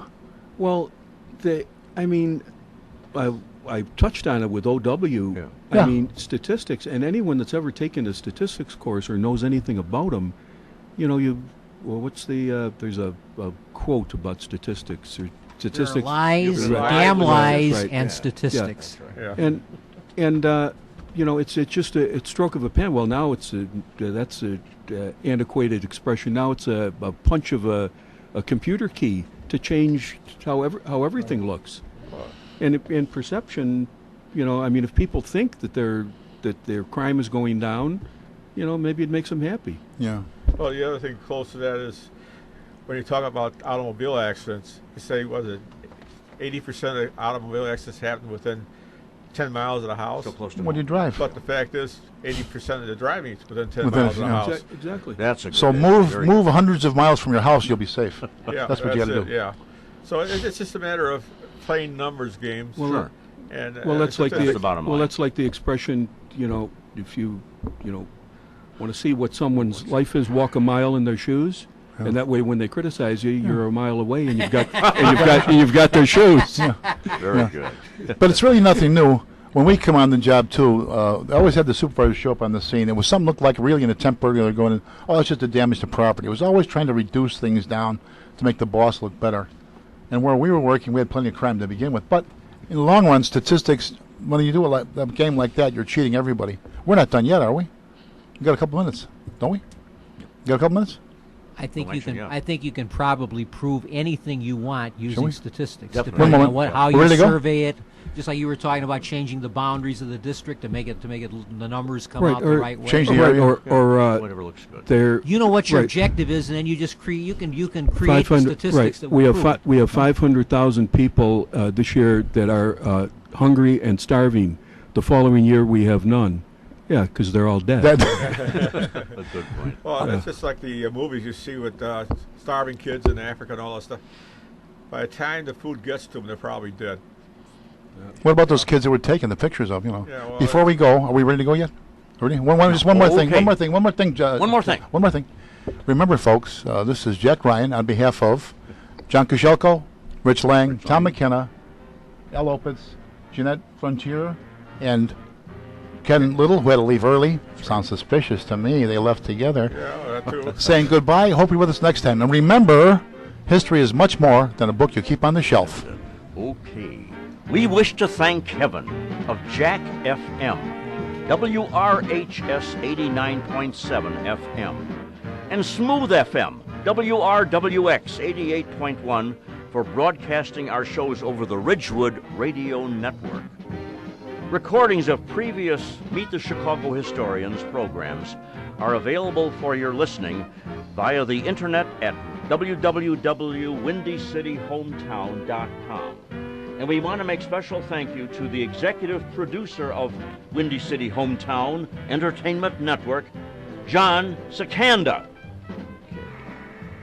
On behalf of everyone associated with our Historians program, we wish you a happy early summer and best wishes to you and yours. This is your announcer, Rich Lang.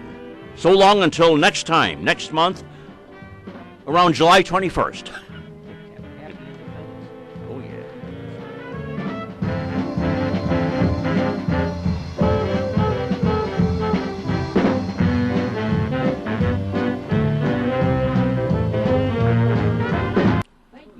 You have been listening to Meet the Chicago Historians from the John DeVita Broadcast Center on the Windy City Hometown Entertainment Network on Monday, June the 16th, the year 2014.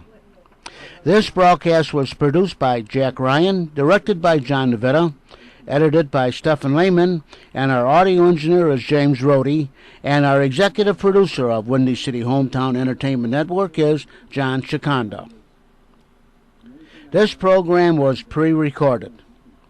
Until next time, be safe, and thanks for listening.